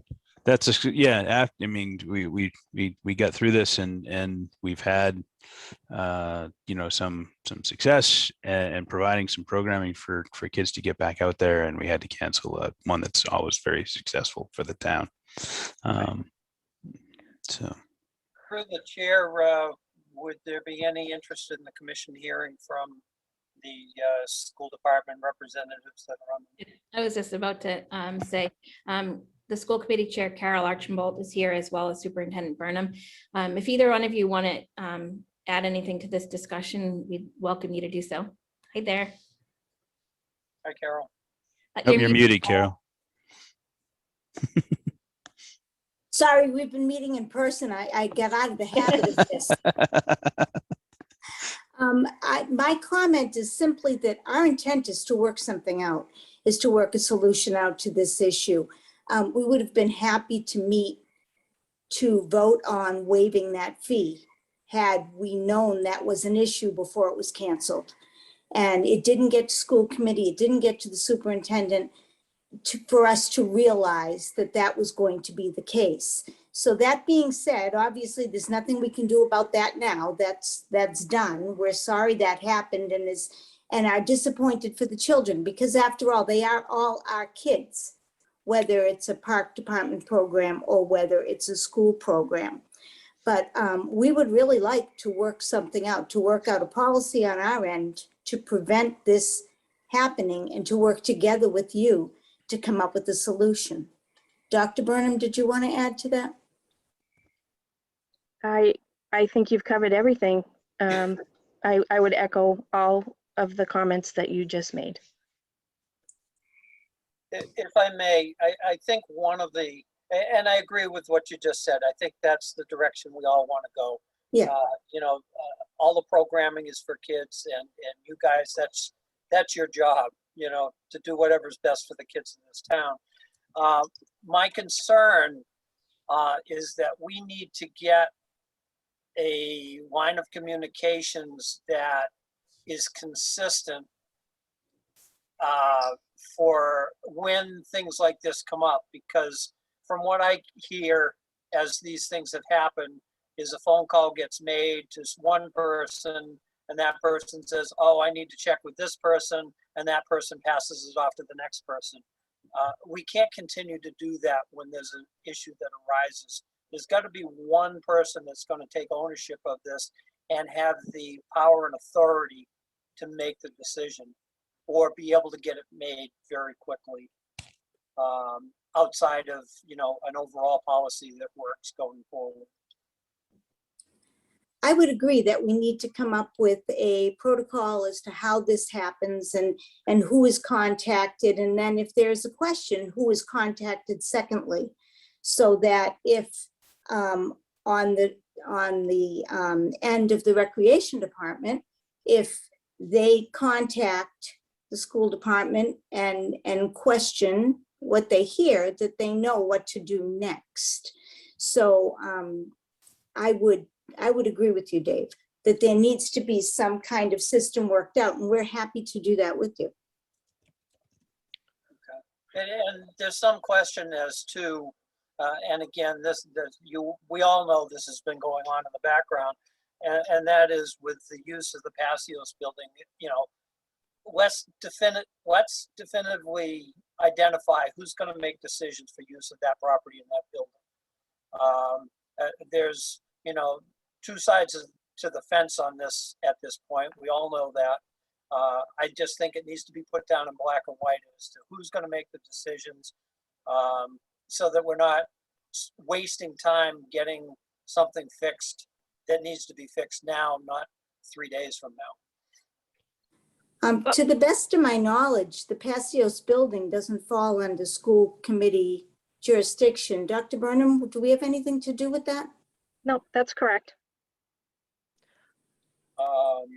The only thing that the school, the select board, I believe, makes policy for that building. The request to use that building has gone over to John Londa. So I'll just interject there. So it's actually the town manager who gives the final sign off on that. She might connect with myself and Mr. Londa relative to access for a given program coming in for the gymnasium or for the cafeteria. I think largely we're just notified in the last year because of COVID. There's been more dialogue around programs coming into that building because we have employees in the school department working in that building or other student programs in the building. So there's been some conversation relative to impact in that regard. But we, at the school department, we don't have any authority over the use of that facility.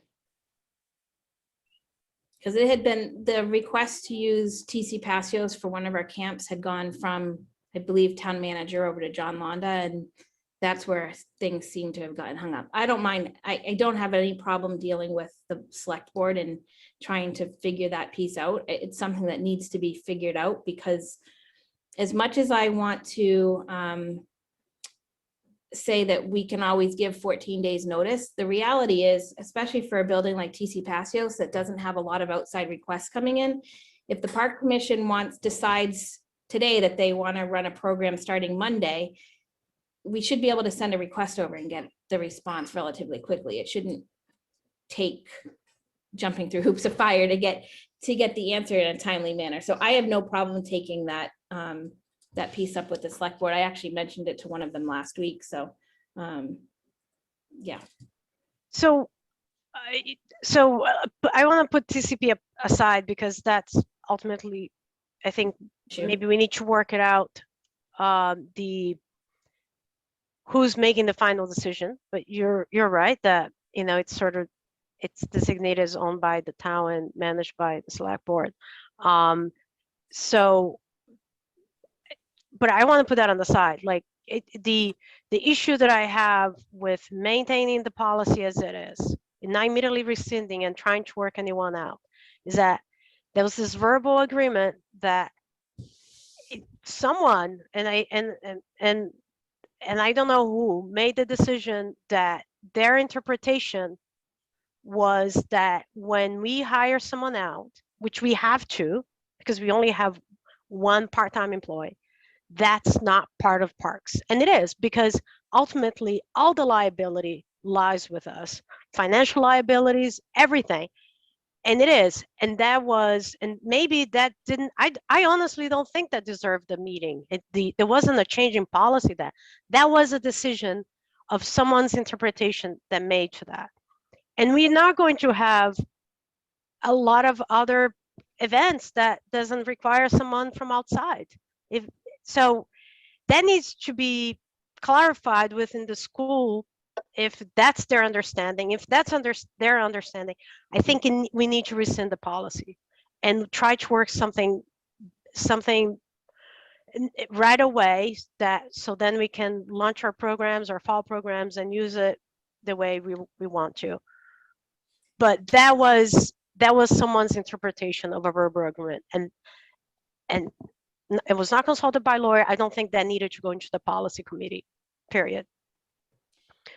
So, Carol, with the exception of the fact that the school committee does have a policy that's been in place before we started our program. Where it fell short was that it didn't go through that process of either being waived or creating a subset under that policy to cover Parks and Recreation programming within the town, whoever was running it, but it was sanctioned by Parks and Recreation. That's where the hole is in all of this. And if that can be taken care of, then we don't have to be worrying about a meeting to waive every single time. I agree, Dave. I think that's what needs to happen. And as soon as possible, our policy committee will meet and we'll talk about the issue with recreation department programs, that it shouldn't, that a fee shouldn't be charged if we're not being charged, if that's what the agreement is. But we need to bring that to policy, because the current policy says for-profit groups need to be charged. This group had been charged before.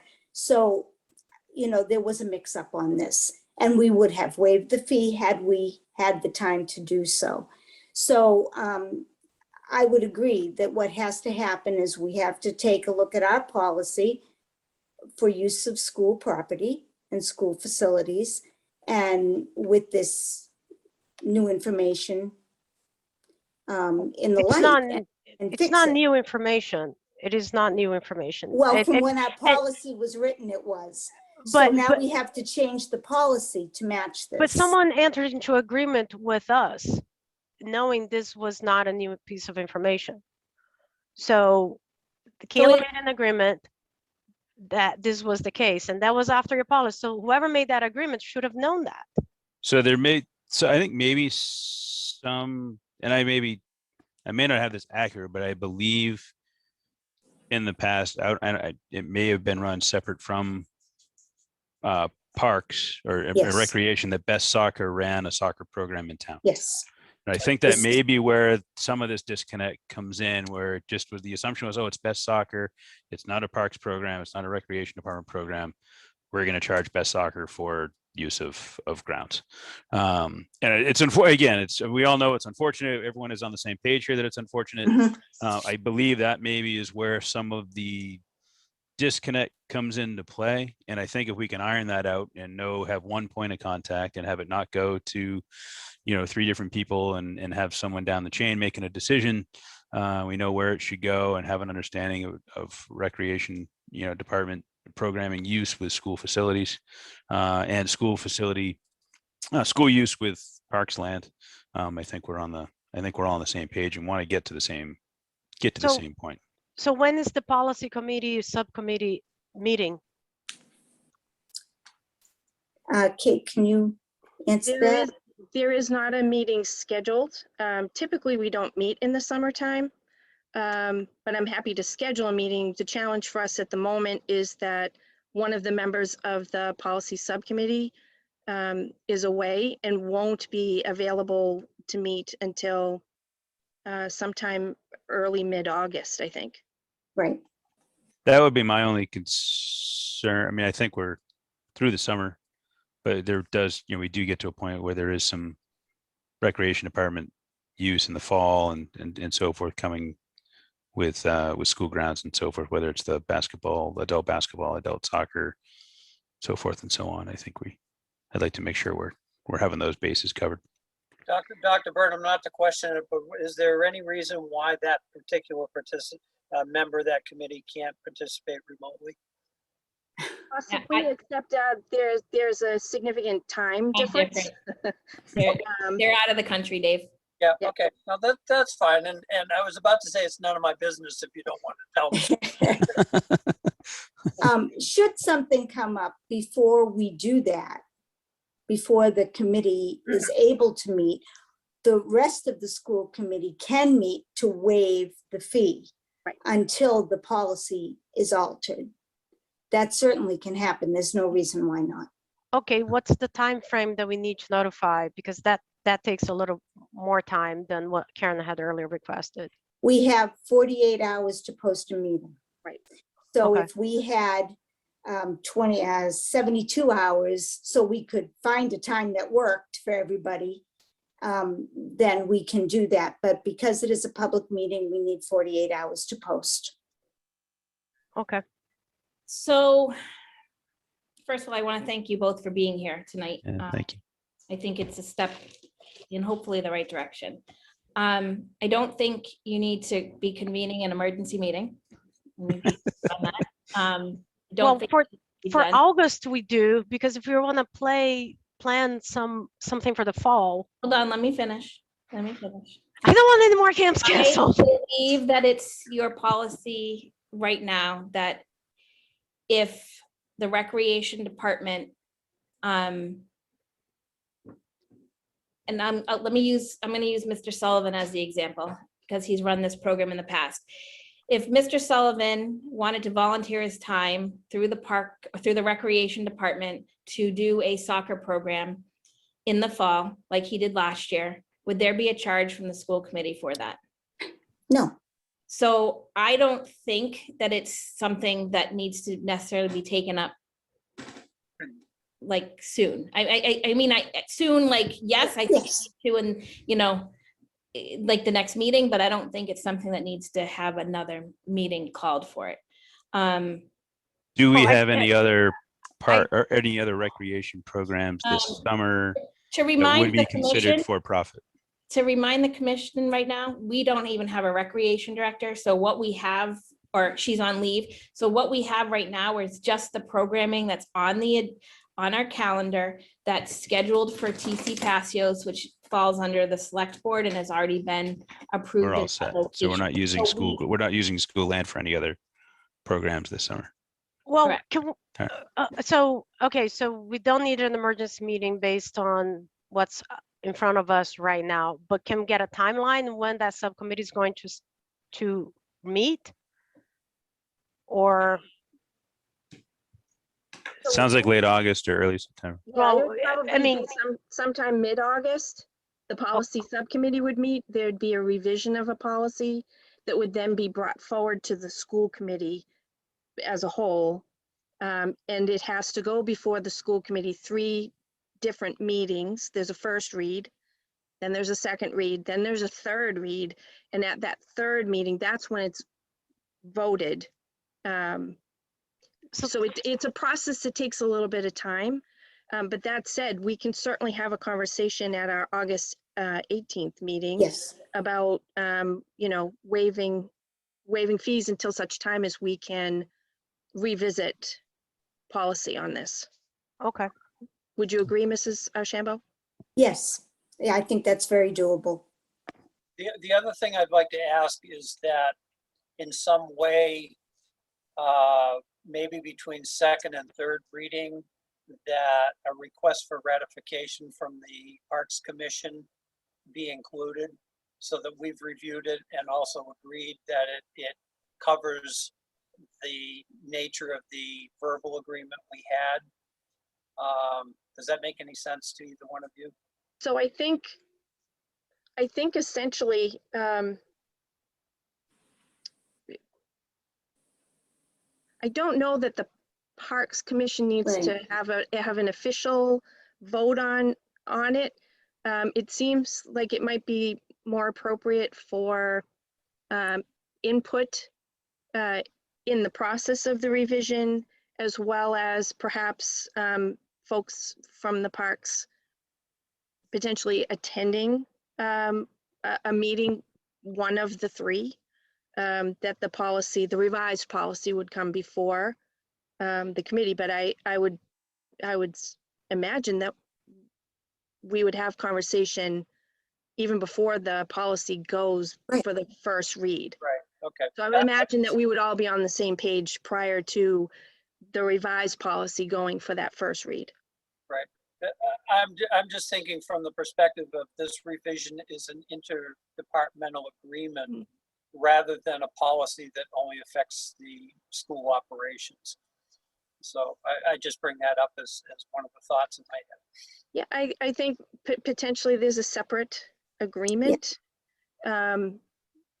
just to document. So that some point down the road, if other folks are on the Parks Commission and they don't have the history, or if somebody else on the school committee doesn't have the history, or at central office for the school department doesn't have that history, things can be changed unknowingly. So I think it doesn't hurt to, draft some sort of an agreement as well. I'm comfortable with where we're at and where we're headed.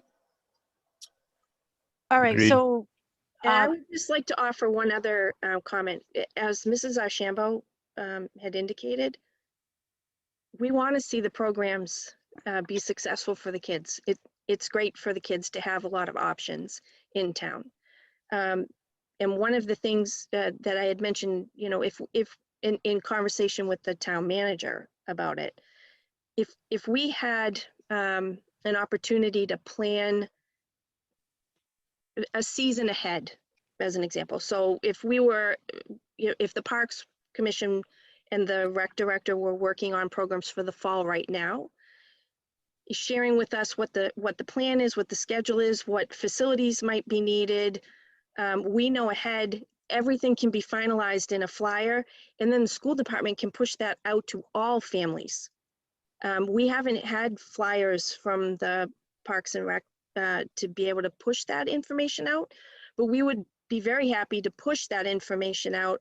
Potentially, then we have a better enrollment in the programs that are running, so that for low enrollment, we're not seeing programs canceled either.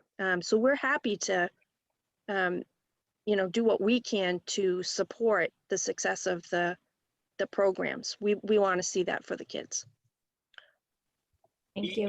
Thanks. Even with the problems that have popped up over the past few weeks, there still is a scattering of overwhelming support for this type of programming.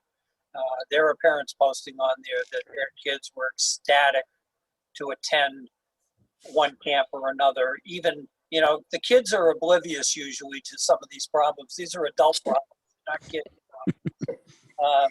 And they had a wonderful time, even if it rained all day. They didn't care. But that's the key to kids programming, is that we deal with the issues and they have fun. Okay, so I heard, Dave saying he was good where we stand, and Chris, I just want to recap where we stand. So then we all have an agreement. We all have the same understanding. We have the agreement that the sub-policy committee will look into updating the policy to include actually language that actually reflects how the parks runs its programs. And that will start, it's a lengthy process. It will start in August. And once that gets kicked off, there will be some back and forth with the commission to make sure the language is finalized in a way that does actually covers everything that we do. And in the meantime, until that policy is finalized, which based on your timeline given here tonight, it's probably going to be no earlier than end of September. But it will not be later than October, late October. I would agree. Yeah. Yeah. And it is our mutual agreement that should parks have any request for field usage that is that in the near future, the school committee will meet to waive the fee, even if it's for we are subcontracting. That's what I understood. And we will meet and talk about waiving that fee. If it was something like Mr. Sullivan doing his soccer, we certainly would waive that fee. There is no question. If it's Bass Soccer, let's say they have a fall program, they want to come Then- back. Then we would talk about how to make that happen for you. Okay, We all right. just have to make sure we're outside of that 72-hour window so that So they Absolutely. can meet. Yeah. they're Okay. meeting posted. Yeah, and okay, because I think, I mean, this is, I just want, it's good to have those timelines set. And I'm even okay to say, Ms. Archibald, you said 72 hours, maybe we can say is even 96 hours or 5 business days. We're okay doing that as long as we have an expectation of what we can do. Okay. That would make it easier. 5 business days would make it easier. But just so you know, the problem is the posting of the meeting Right, is the major problem. That's the No, timeline. right. Okay. All right. If I am okay with this understanding, and I appreciate the school committee being willing to help us until we until the policy is updated to what it should be. Okay. Okay, Thank you. great. You. Yeah, publicly, Dr. Byrne, thanks for sending out the survey for Marshall Park. That was helpful. So we appreciate that as well, including that in the school emails. Glad to know that was helpful. Thank you. And you. again, we really and truly happy to help get information out so that the programs that you're offering are strong. It's in the best interest of the kids, especially the fun stuff that they lost for more than a year, right? So Yeah. so thank you for what you're doing for the kids. We appreciate that. Thank you so much, guys. Thank you. Thank Okay, you. Thanks. thank you. Night. All right, so just continue with the, do you want to rescind? Do you want to leave it in place? I'm okay living in place if we, my wish was to rescind so that we could get into conversation, but it was nice that they joined us and with the understanding that we have now. And I'm going to accept their word that they will meet to waive the fee. And the reality is they're not coming back to use our fields. Till anytime next, soon. yeah. Till that was my, yeah. That's very one-sided right now. It is. Um, It is. I think so- sometimes, I think the agenda item was worth it though, because I think. sure. it Oh yeah. No, started the conversation. discussion needed to happen. And I think it's important to have it in writing. Not just the verbal agreement that we have. It'll be important to have it in writing, but I think we're all on the same, I mean, the sense I get out of this is we're all on the same page. Yeah. And, Thank I- you to Zoom. I'm Everything comfortable is where we're at. recorded. yeah, that's what I was about to say. Thank you for reviewing your understanding so that everybody on the meeting at the time agreed to your understanding. So there are now 6 of us that have a common understanding and work from there. That's the way it needs to work. So it's documented and we just move forward from there. Yeah, that sounds good to me. All right, so our next agenda item is invasive plants on park properties. Dave, you had originally asked for this. Susanna seems to be seems to be knowledgeable on this subject. Do you want to try to tackle it tonight, or do you want to push it to the next meeting and hope that Susanna's here? You tell me.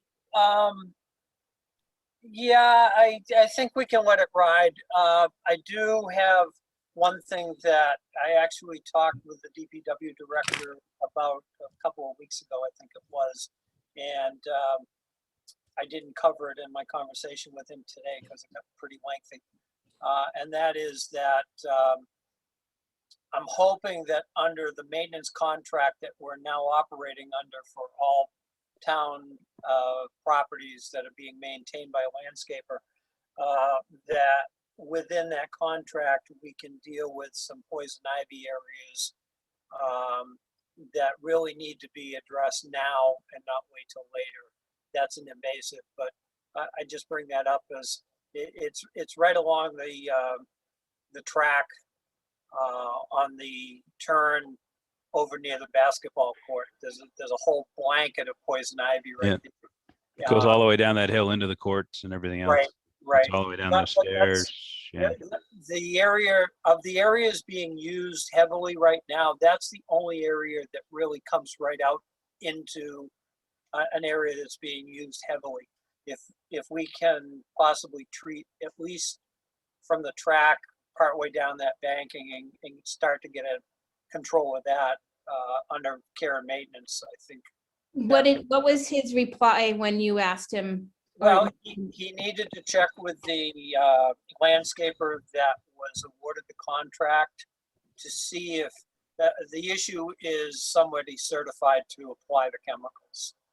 There is nobody in the DPW department itself. I think that's the way it went. Or one of his new hires came from a landscaping company and he thought that person might have the certification. So that's where it was left at that point. Okay. All right. I read the request for bids that he had put it out, and it did mention application of, oh, was it just fertilizer? Okay, I don't want to speak about it because I don't recall. It was a lengthy No, document. I read it yesterday. No, there were other chemicals in there also. Oh, okay. Did you But get there is- rather, There's one flaw in that though, and I didn't bring it up to him. And that is that certain chemicals being used on public areas, it needs to be posted on those properties. Not only notify the town as to what chemicals they're using, which is written into that contract, but like when they treat the waters in the 2 lakes, they are required to post the actual information about the pesticide or chemical that they are actually using in the water at different locations around that body of water. And I think it's required for open parks areas also. I feel like we had this, something similar a few years back where the landscaper went in and fertilized the lawn at one of our parks, and then Little League or the schools came in to use it for baseball, and they were all up in arms because they realized it had been sprayed or whatever. And I thought that my recollection, and this could be wrong, is that we didn't have to post for things like that because it was regular maintenance. But the schools, however, they have a totally separate policy. And I don't think it's a school committee policy that was created. I think it's probably put forth by the Department of Ed that anything on their properties has to be posted, but that'd be a good question to ask of, you know. Somebody. Yeah, I think it's important that we get at least a determination on that, because it concerns me that, number one, we've got Little League treating fields, and now we have a contractor on board. As you all saw in that schedule of things that have been done and are intended to be done soon, they're doing stuff that is under the contract of the landscaper. I don't know how this whole thing jives without destroying these fields. Bless you. Thank you. I'm actually gonna ask for Little League to come to either our next August meeting, our meeting in August, not the one at the end of July, but our one in August, or even September, one of the next couple of meetings, so we can have this conversation. And I want it to be done when our DPW director can be here, because he knows more on what he's doing down at those fields. But yeah, I mean, it doesn't make sense to duplicate services anyway, even if it's in the lawn, it doesn't make sense to be duplicating them. It's time and effort. On our side, it's money spent. On their side, it's volunteer time and effort. You know, that doesn't make sense to do. So we'll have that conversation with him at the Little League, and we'll get him into one of our meetings. So, all right. Anna, do you have an update on open space and any municipal property stuff that's come up through open space? So we had a meeting almost a month ago, because we have a meeting next week again. And Lake Shirley, access to Lake Shirley was discussed, and there were some people there, and we opened for comment.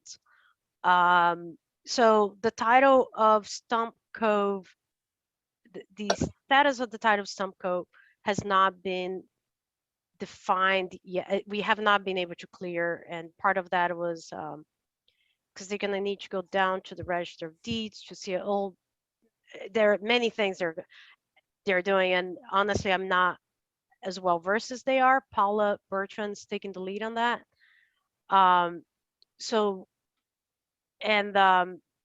That's the first thing it needs to be defined, is what's the title status on that. Is there a question that it doesn't belong to the town? Well, it's the title. There is no title. Yes, the current title. It's not clear that a title for that property currently exists as defined as is, because the name of that property that we have talked about, maybe that being the access to the lake, perimeter. It's not perimeter. Perimeter. Permit. I guess there used to be a road there. That was the name of the road, and at some point, but yes, the title is not clear. So that is being worked on it.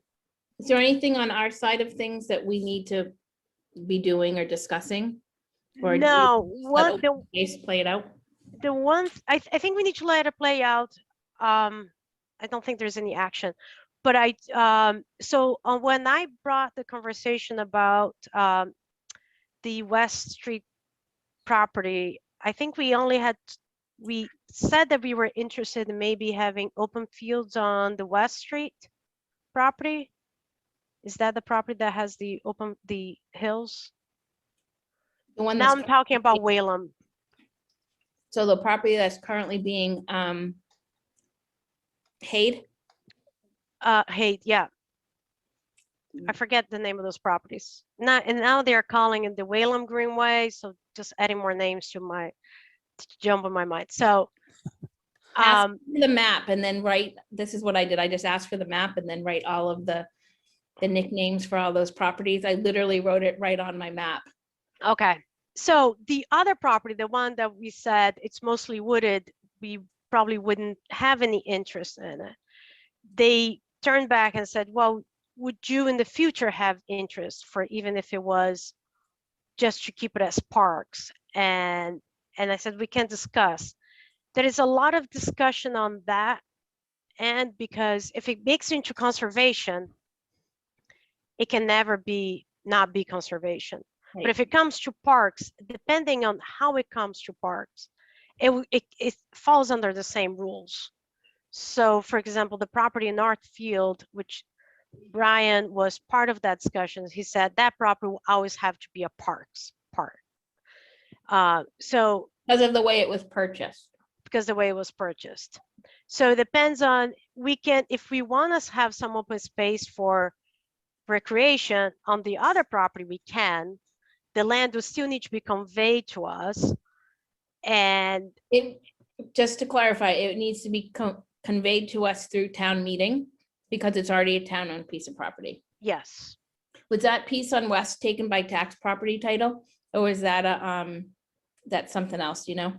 I don't know. Only because if it's something else, it would then go back to how we secured that piece of property. And sometimes they have like, well, I'm sure you know this, but sometimes they have like clauses in there that will say, this can only be used for recreation. This can only be used for conservation. Well, and then the discussion that we had was this other property, if the purpose is to maybe in the future, there will be other uses to convey it to park, and then park will still need to convey somewhere else, and then there's other clause. So if we want, so then the conclusion was we shouldn't take it as parks if we don't actually have an interest to keep it as parks in the long run, because you're just adding to the pile of things that needs to be sorted out in the future. Just leave it as general municipal use. But do we want to consider that other property? Is on the wooded area there? They did say there is more dry land near Whalum, that back part, because the front part has more wetlands, but the back end where the new Tri-Town is drier, if we want to consider anything there. But My concern would be accessibility, you know, and honestly, I haven't followed that close enough to know how accessible that property is. from given that the end, fact that it is all wet up front. yeah. Pleasant Street anyway. Sorry, What did you say? out to Pleasant Street. If Right. you want to access that dry area from the Pleasant Street side, you've got to pass through wetlands, so. Right. I think it was the Pleasant Street parcel that was more appealing as parks land. I thought Right. that's the part that's more open space. The West Street parcel is more, there's a lot more conservation wetlands in there and so forth. Right. Just But kind of it- trail system. Right, but like Dave said, the other part is drier, but there's not easy access to it. So it would be difficult to put anything park related there because of lack of direct access. I think Susanna brought up at one point though, like we don't necessarily have to put, like there's nothing wrong with open, just parks having open land.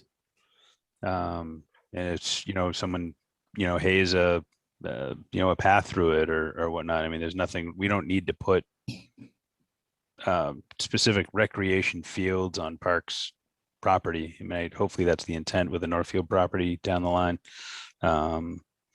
But I don't, to that point, and I kind of had a change of thought because I see like, hey, if it's usable land over there and we can put rectangular fields and so forth in on that end of town, great. But I think to Susanna's point, I've kind of had some additional thoughts where you don't necessarily need to actually it doesn't have to be a sport related piece of parks land. It can just No, be a it can- piece of it can parks be land that not- people yeah. can enjoy. And it can be a Uh, non-passive recreation type. Yeah, Yeah. just, yeah. So I guess Anna, I don't think there is, based on what I've got for information from all you commissioners over the last way too many years, I don't think there's any piece of property that we would say that we're totally not interested in. Because I think any piece of property that comes our way, we can fit it into the scope of what we're trying to accomplish, whether it be passive recreation, active recreation, rectangular fields, whatever it is.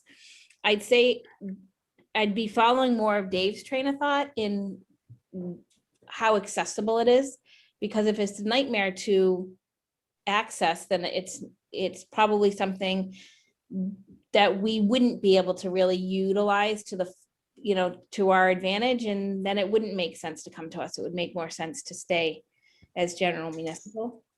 Right.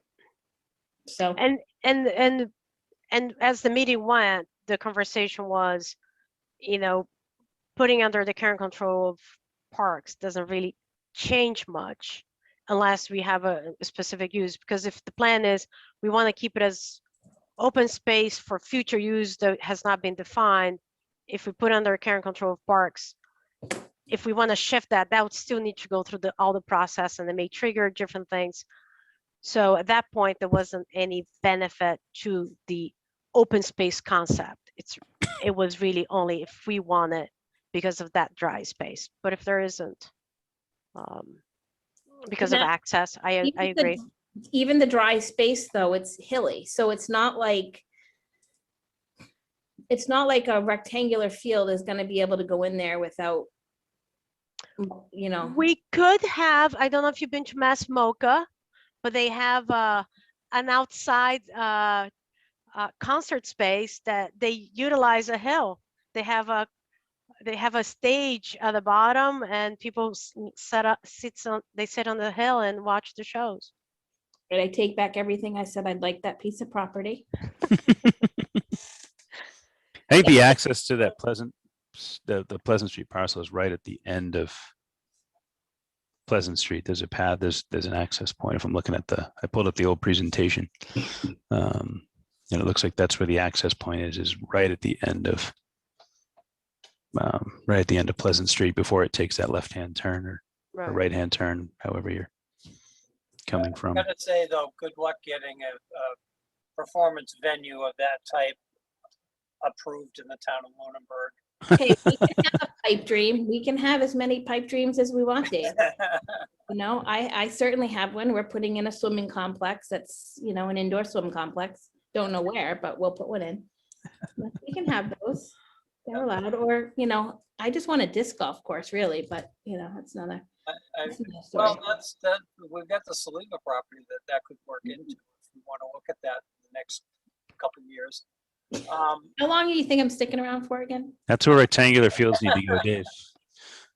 Well, as long as I own property in Lunenburg, I can stick around as long as I want, I guess. Yep, very true. In regards to change of care and custody, open space has apparently washed its hands for the time being. They're looking at other properties on a piece that we had expressed interest in, and that's on Palmerton Road. I would like the Parks Commission on its own over the next year to work on that property, and more importantly, Fitzgerald Field and the surrounding town-owned lots that are adjacent to Fitzgerald. We don't have care and custody of a piece of property that we're maintaining, which makes absolutely no sense whatsoever. And it was always said that it was under care and custody of conservation. And over the past 6 or 8 months, I've been hearing more and more that indeed it is not under care and custody of conservation. I pulled that deed. I did pull that deed. And So- that is- So Dave, I just want to correct you on something. it's not that open space has washed their hands out of the request that we put it in, that we talked about it. And in fact, I brought that up, but because of the amount of work associated with some things, it can only be done one step at a time. So right now, and I actually, right now we need to, the Stump Cove was part of a deal with the town, and we need to sort that out. And we're trying to sort that out because there are advantages to that property. And we have a conservation representative on the committee, which, we talked about how would the boat rooftop access work to that. And we explore the idea. That's what we are doing. It's just so we need to sort this one out. That has been the priority that it is now. They haven't made any recommendation about anything. I think the one that's furthest into recommendation, because that's all open space can do, is recommend, is the West Street and the Pleasant, those two fields that we just talked about. Now the Green Whalum Greenway. So that's the one that's the two properties that they're the furthest into discussion. Everything else is still on the table, but it is a slow process. But we don't have to wait for open space to get We to don't. those properties. We can take it on ourselves. And I think, like I said a little bit earlier, Fitzgerald Field, I think, is a high priority. That's something that should, it's been questioned for a number of years as to who actually has care and custody of that property, and the answer had been, like I said, conservation, and it made absolutely no sense that it was under their care and custody and we were maintaining the property for the use that it's being used for. So that one, Yeah, I don't think that's even part of any discussion that they are having about, because the majority of that space is there is a use for that. They're looking at other things. right. But the other property, the one for access on Lake Shirley, they are exploring a scenario that they need to see it through. Yeah, from our perspective, though, you got to understand that access through Stump Cove really has very little to do with the types of access that this commission is looking for. It has very different driving forces behind it. Why?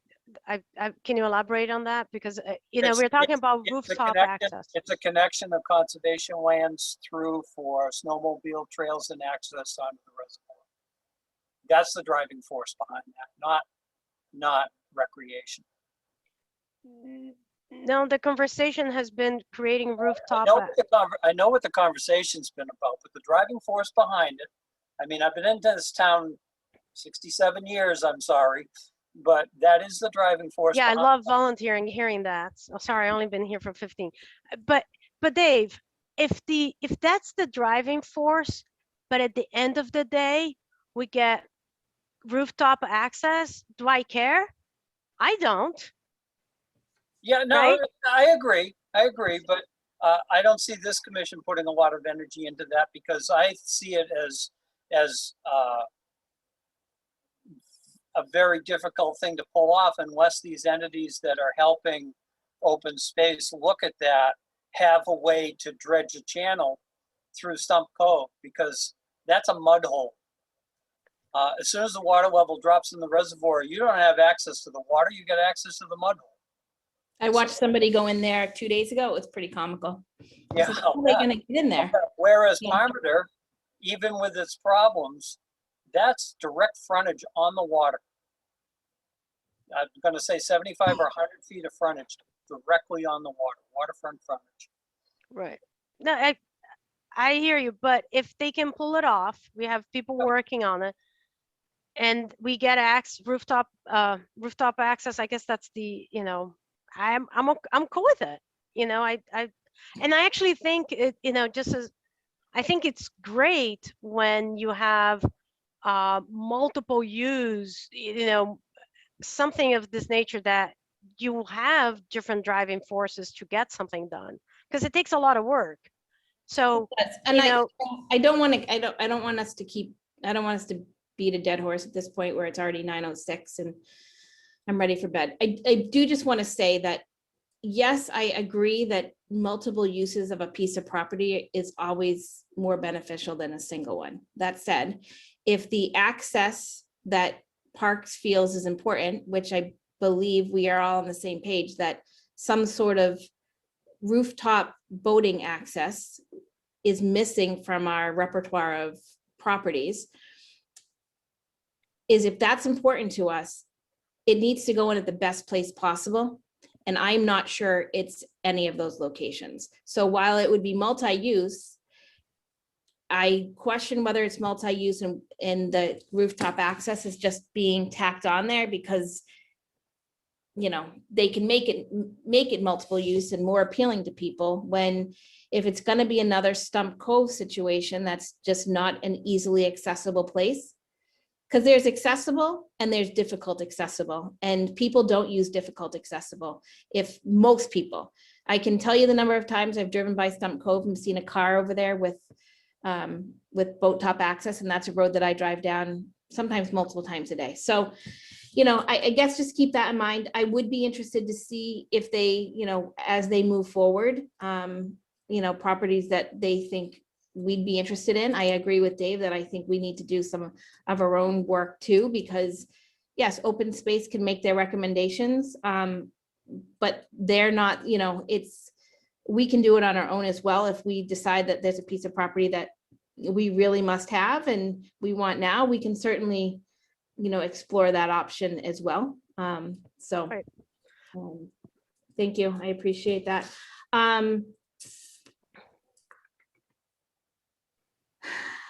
Does anybody have any public or board comment? I do have a board comment. I just wanted to update everybody that I don't know if I had discussed this before, but I don't know, last year sometime, when we did the playground at Wallace Park, we noticed that there was a shed on Park Commission property. There's an easement that actually goes through the back end of Wallace. It's how somebody actually accesses their house because it's actually a landlocked piece of property. So they use an easement for access. And I noticed that there was a small shed on that easement. It was brought to the attention of town manager, and it eventually made its way over to our legal team, Adam Costa. And it was actually a pretty simple remedy. He sent a letter and got a reply back shortly thereafter that the shed had been removed. And I believe it was Rob that had gone over and confirmed that the shed has been removed. So that property has been, that infringement on our property has been taken care of. If anybody ever notices anything like that, though, it's one of those things that people don't always look for. And it can be things even like Memorial Drive's having an issue with boulders that are actually onto town property. So as you drive by our properties, if you notice things that seem out of sort, make sure you bring it to somebody's attention, because it can go to legal counsel and they can deal with it. We don't have to really get involved with it. It doesn't seem to be too messy of a process. So that one over at Wallace was taken care of. So I was glad that to be done. Our next meeting date I have as the 28th of July. Is that what we're sticking with? Yes. Okay. Is there any specific agenda items? We have a dog policy coming up. Do you want poison ivy back on there, Dave? Yeah, let's put it on there. I'll see if I'll be communicating with the DPW director off and on over the next couple of weeks. So maybe we'll have more on it then. Yeah, we should leave the invasives there if Susanna's going to be here. Yep. Is there anything anybody else definitely wants on there that they know of right now? All right. Sure, I'll come up with something, and maybe that'll be a meeting that the Little League will be able to attend, so I will certainly ask. If not, it'll just be maybe a short meeting, not an hour and 41 minutes. An hour and 2 hours and 41 minutes. I was looking at me like, Aaron, come on now. Where'd your time go? All right, so, Karen, we're gonna have to deal with getting in my mind anyway, the skate park to give us more as to what they're thinking about Marshall, if they are going to. Because the gears running in my head, one of the spaces that I suggested they might be able to use if they decide to go in that direction, I've already got 5 different uses planned in my head for that area. what I So- can do is I will, let me follow up with Anthony and see if he got the information that he needs. Let me see if I can get a timeline of when, because until they vet that piece of it, I'm not sure would be willing to commit to anything anyway. So let me talk to him. Let me see if, what he has for a timeline, and I can ask him to come to one of our meetings and just do a quick update as well. I believe there's only one spot they have in mind if it is Marshall Park, I think. Yeah, and it's, I think you're right, Chris, and I believe Over on the Mass Ave side as you Yeah, come Mass down, Ave side when you once you first come come through the in, driveway, that wood next to the area playground. in the middle. Okay, that's fine, because I've got a dozen different things up on that plateau where the trees were clear. I'm not sure I want to know what those are, because. Ay. All right, so I think we're done at 9:12. Any motion to adjourn, or y'all want to stay here? Motion to adjourn. Awesome. Seconds, anybody? Second that. Awesome, quick roll call, Dave, Chris, Aye. Anna, Aye. and it's an aye for myself. We are done, folks. Thanks so much. Good night.